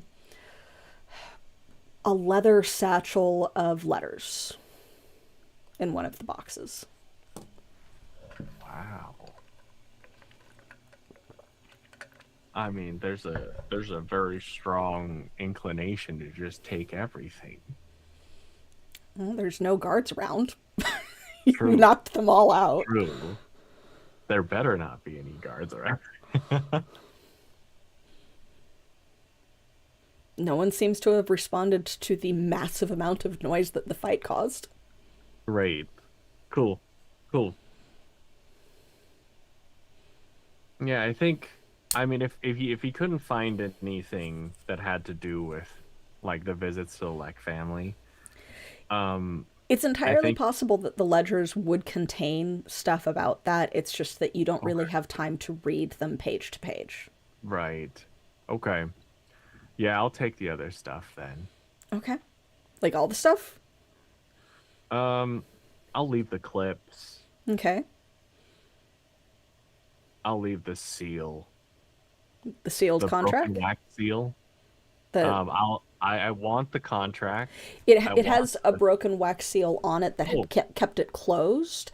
Oh, but my bad. but yeah, it's just part of, like, it's like melted to the parchment that it's just been broken open, so obviously. Yeah. My apologies. I misunderstood. Yeah. Okay. Yeah, I'll take the contract, the Okay. satchel of letters, Okay. velvet pouches. The velvet pouches, the ledgers of a variety of kinds. Yeah. Okay. Journal. Oh, sure. Okay. So you've just got like this nice handful, like armful of stuff that Oh, like can I write something somewhere? there is definitely methods with which to do so. Go right ahead. What message are you leaving for Louise? Thank Johnny for me.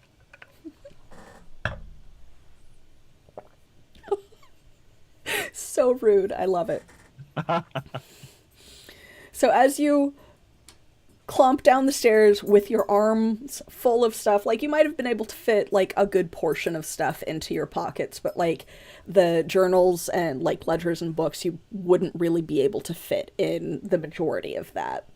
And so you clomp down the stairs. You've got barely. You got there barely in time to keep Bobby Joe from chewing all the way through the tether. Like, it is like holding on by a thread. But you're able to scoop up Bobby Joe, and as you walk out onto the street, you see walking just a little further ahead from you, vaguely familiar pair that seem to be looking around for something. Hey. Oh, trio. Sorry, because Corey would be with them. Oh, that's Corey's there too. Yeah. Oh, Fong, is that you? We were Yeah. actually looking for you. It's Arms good. full of stuff. What have you got there? Actually, no, I don't want to know. Let's just keep walking. Yeah, let's. It'll just take you about Turn. 5 minutes to find Val.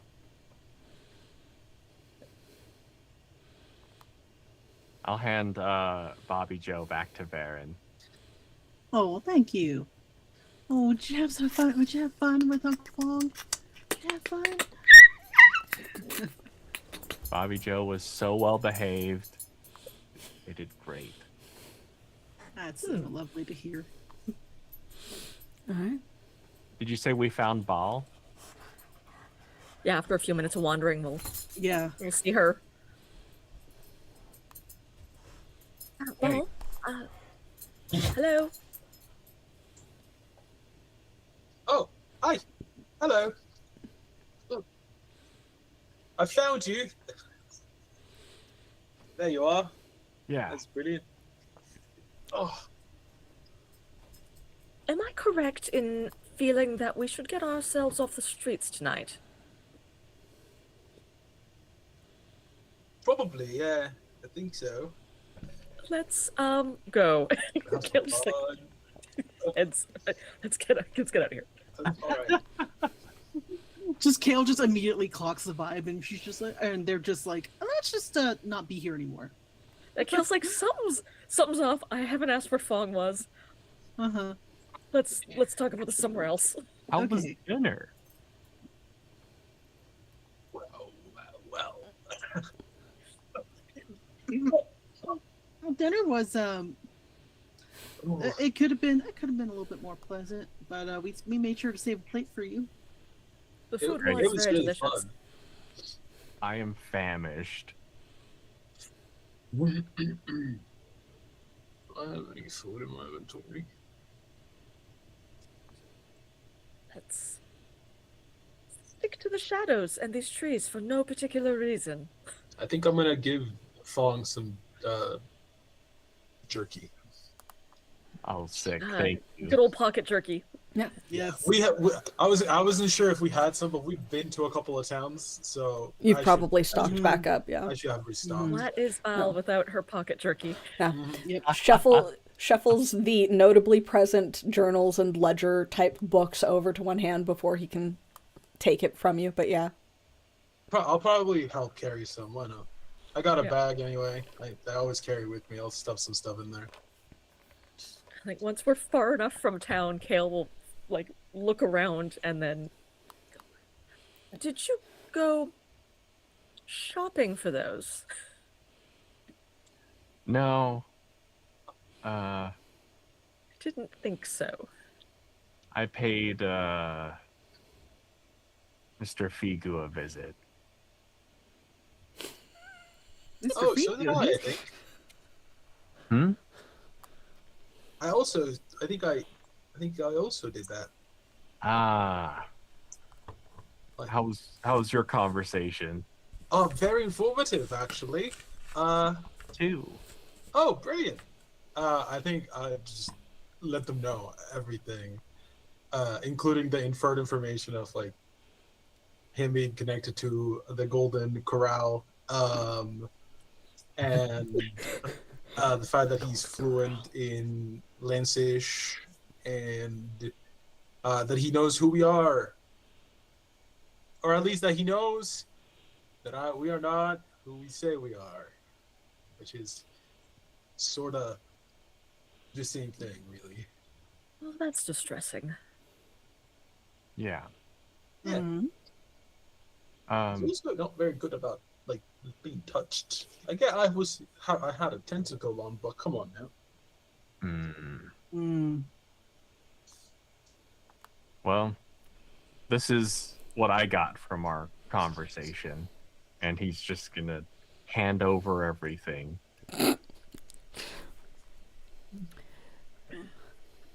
Well, looks Uh-huh. like we have some reading to do tonight. Yeah, what is this precisely, Kale? I don't know if you handed over the ledger or the journal, but it really doesn't matter. Yeah. What exactly do you hand to who? And basically everything that he secured, so the Okay. velvet pouches, the contract, all the stuff, and he's just Oh, gonna present it all. Kale's suspicion level is just creeping higher. So what do you guys check out? Or do you run back to the house and check it out there? Let's go to the house. Yeah, I feel like Yeah. now that we've made ourselves acutely announced, Conspicuous. we need to be in the place where we can protect Baron's family. Be suspicious. And then while we're there, we can do homework. Yeah. Don't be suspicious. Don't be suspicious. Be suspicious. So yeah, without much effort, it will be easy to get to the house. It is I a would like to keep very my eyes quiet open night. For any potential tales. Yeah, me Okay. too. Go ahead and make a perception. Hey, Corey, help me. I am going to be perceptive. Oh, I'm going to be really perceptive. That's an 18, and I am trained. you know what? I'm gonna put my 2 levels of effort from Shadow into this, Okay. on top of my existing level of effort, a free level of effort from Edge. I'm also trained in seeing through deception, in case that is relevant. Never mind, I had 16. Quiet night. Nobody's Like- out. No sign of anyone else on the streets. Just imagine Kale and Ball being very paranoid and like looking around constantly. Oh, Kale, just so you know, or everybody actually, just so you know, they know where we live. They're not following us. They know that we're staying with the Lex, or that they know that we are from Isenbridge. That we're staying with the Lek. Oh. That's So if I encountered and had a conversation with somebody like the one that I had with them, and I was them and they were me, I would, and I didn't know where they lived, I would put a tail on them. But if I did know where they lived, I would not follow them because I already know where they're going. Oh, Varen, I apologize in advance to your parents. I believe we may have brought a great deal of trouble down on their heads. Oh, it sounds like the trouble has already started before we ever got here. We should hurry back. Agreed.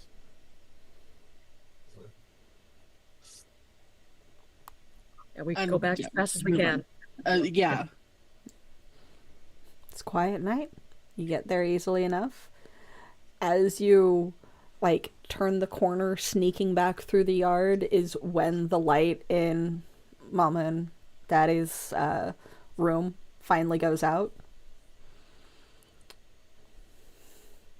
So they definitely know that you were gone. Of course. Yeah, because he was fucking quiet.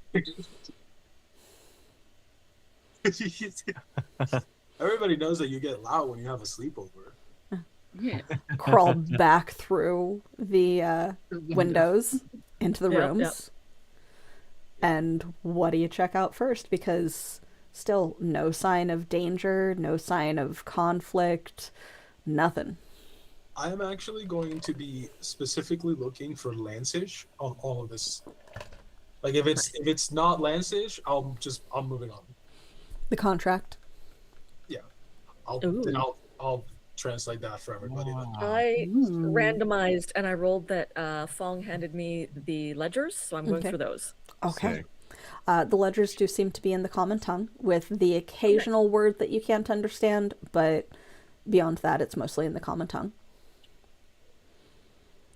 All right. What are you checking out, Varen? So what's left? So we have the contract, the ledgers. Yeah, there's plenty of journal. ledgers. There's the journal. There's the strange velvet pouches.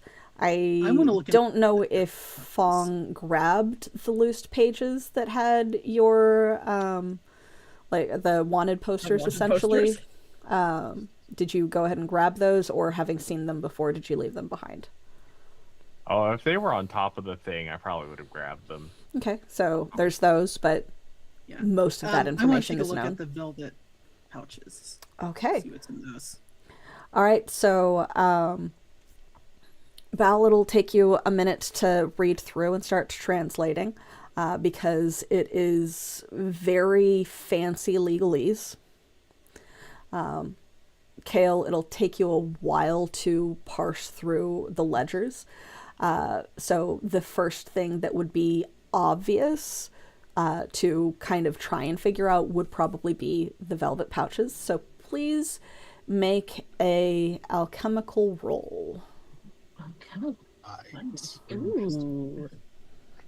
Am I trained in that? That's a question. You were gonna start going into I potion was making, going I to start believe. going into Yeah. potion making, Yeah. and then I will use my have I used my asset from Ball yet today? No, actually, you're the Remember. only one who hasn't used my asset yet. Okay. Yeah. Okay. And I you will also use have an that. asset presents. from chat if you want. Okay, so I will put all of those into this roll. Okay. That was a 4. Why you? Okay. You're not sure if this is what it is. You've never seen it in person. You've heard that some places in Polyarna make it and sell it under the table, but you've never encountered it yourself. You think that it might be some sort of strange drug, but it's this grayish blue fine grit powder that is just kind of piled in each of these pouches.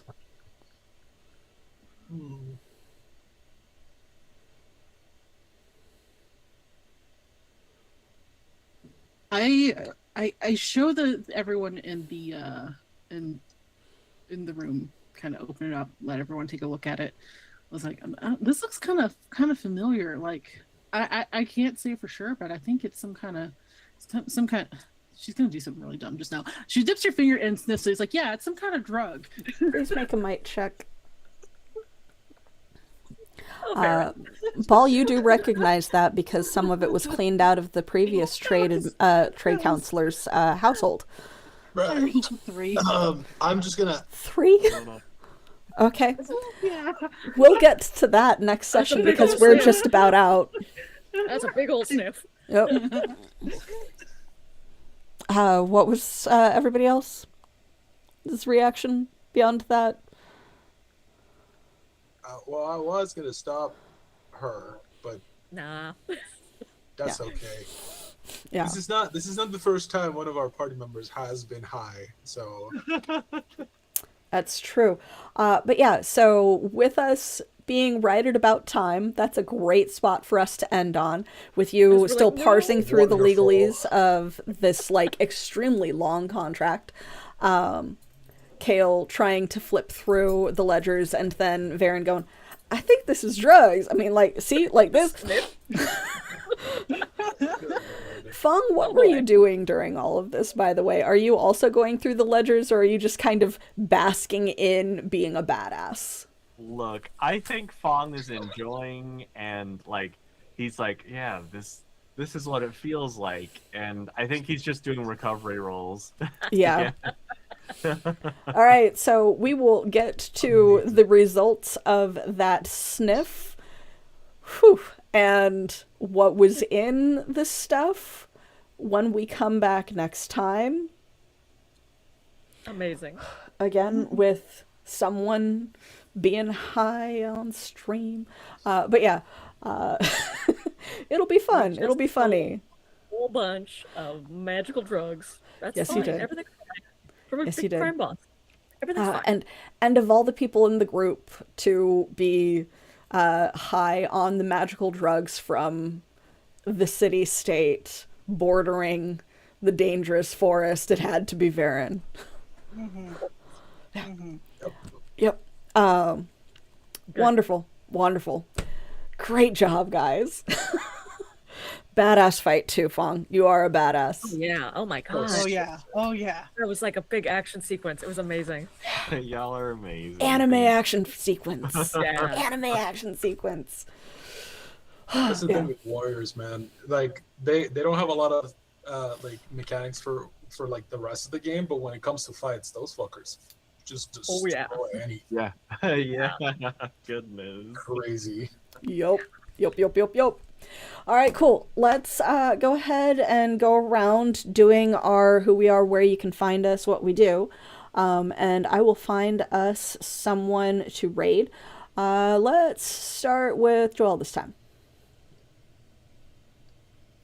I assume that's me, considering nobody's saying anything. Hello, I'm Joel, Um, the captions did not inform me of what was going on.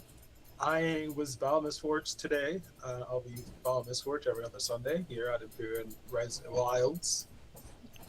I am also playing both Juan Ferreira and Senor Fluffington. And I say, normally they're in one body, but now they're in two separate bodies as we find ourselves in the realm of the Sandman, which is such a fucking kick-ass thing. We're about to go at a fight against a witch, and the Chihuahua's there, so of course he's picking a fucking fight. So if you want to watch that, you can join us this Friday and every other Friday, alternating from there on Once Upon a Reflection, which is it's just such a fun game. They make this party of characters look responsible. Outside of that, we are in the prep phase for another game that I'm also going to be playing in. That is always going to go on the Fridays opposite of Once Upon a Reflection. So keep an eye open for that. And now I finally actually started doing shit outside of my of here. From Monday to Friday around 2 to 6 Mountain Time, I am streaming on the new Twitch channel. It's Cyan the Grackle altogether because I don't know if I'm allowed to have spaces in there. I'm doing different video games. Mondays I'm doing Kingdom Hearts. Tuesdays I'm doing the first Yakuza game, and then I'm doing an indie game from Spain on Wednesdays, and then Devil May Cry. I'm playing Devil May Cry for the first time on Thursdays, and then Fridays is Resident Evil Nights. I don't know how steady that schedule is gonna be because I'm still on the job hunt. But until I get a job, that's the schedule that I got. So you can drop on by. I'm also working on getting some of my old D&D homebrew stuff online so that I can like put them on a coffee or something for people who want to support me in other ways. There you can do that. But that's everything I got right now. Matt, go. All right. I'm Matt, he, him. Today I played Fong Wu, he, they, the risk-taking warrior who fights with panache. Who Played through the hell out of him today. yeah, thank you. So much panache. Through wanting to help the people around him, has found a reason to fight instead of running away. And you can find me everywhere as improv and RPG. And I will pass it over to Alina. That's me. I have been Kale, our very responsible tea dragon, who has a ton of anxiety because of who they hang out with. You can also catch me on every other Friday on our other game where I play their polar opposite, Sev/Vrac, who is just a little chaos goblin, now quite literally a little chaos goblin who is attempting to bring a guitar to a knife fight. So we'll see how that goes for them.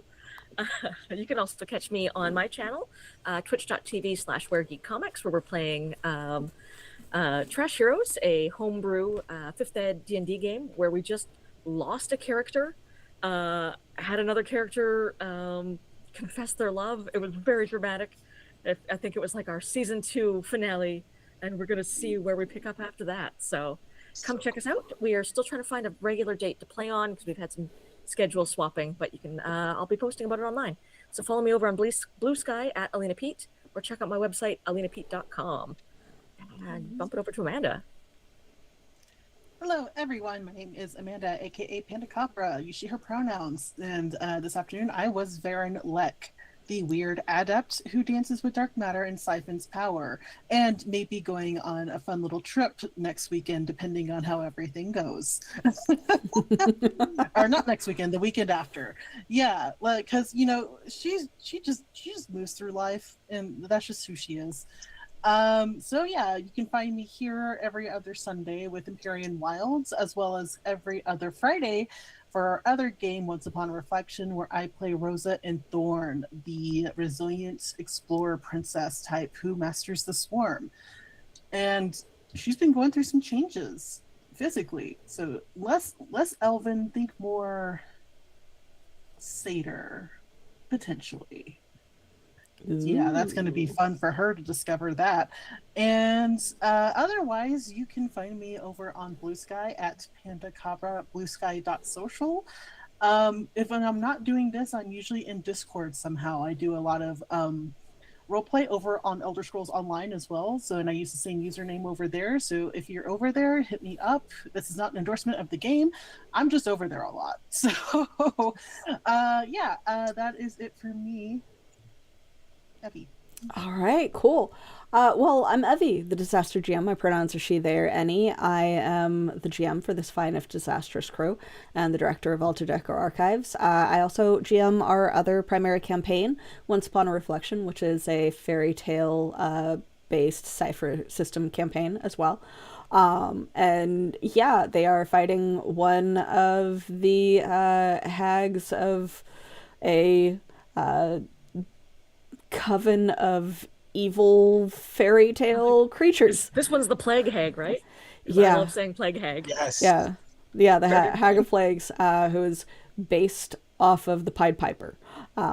So they are about to fight a hag version of the Pied Piper next time. So that's going to be a wild session. They'll be fine. They're in the realm of dreams. That should maybe help We're them never possibly. fine. Yeah, that should maybe help them possibly. Yeah, it's okay. Not when I'm playing the stupid character. But yeah, Characters. they're doing Oh, yeah. okay. They're doing okay. Don't worry about them. Don't worry Special about them.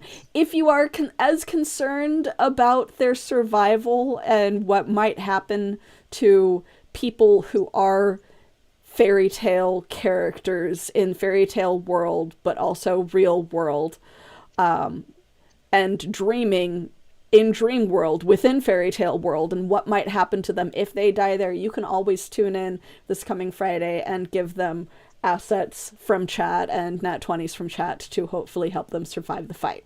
But yeah, we'll see what happens if something happens to them.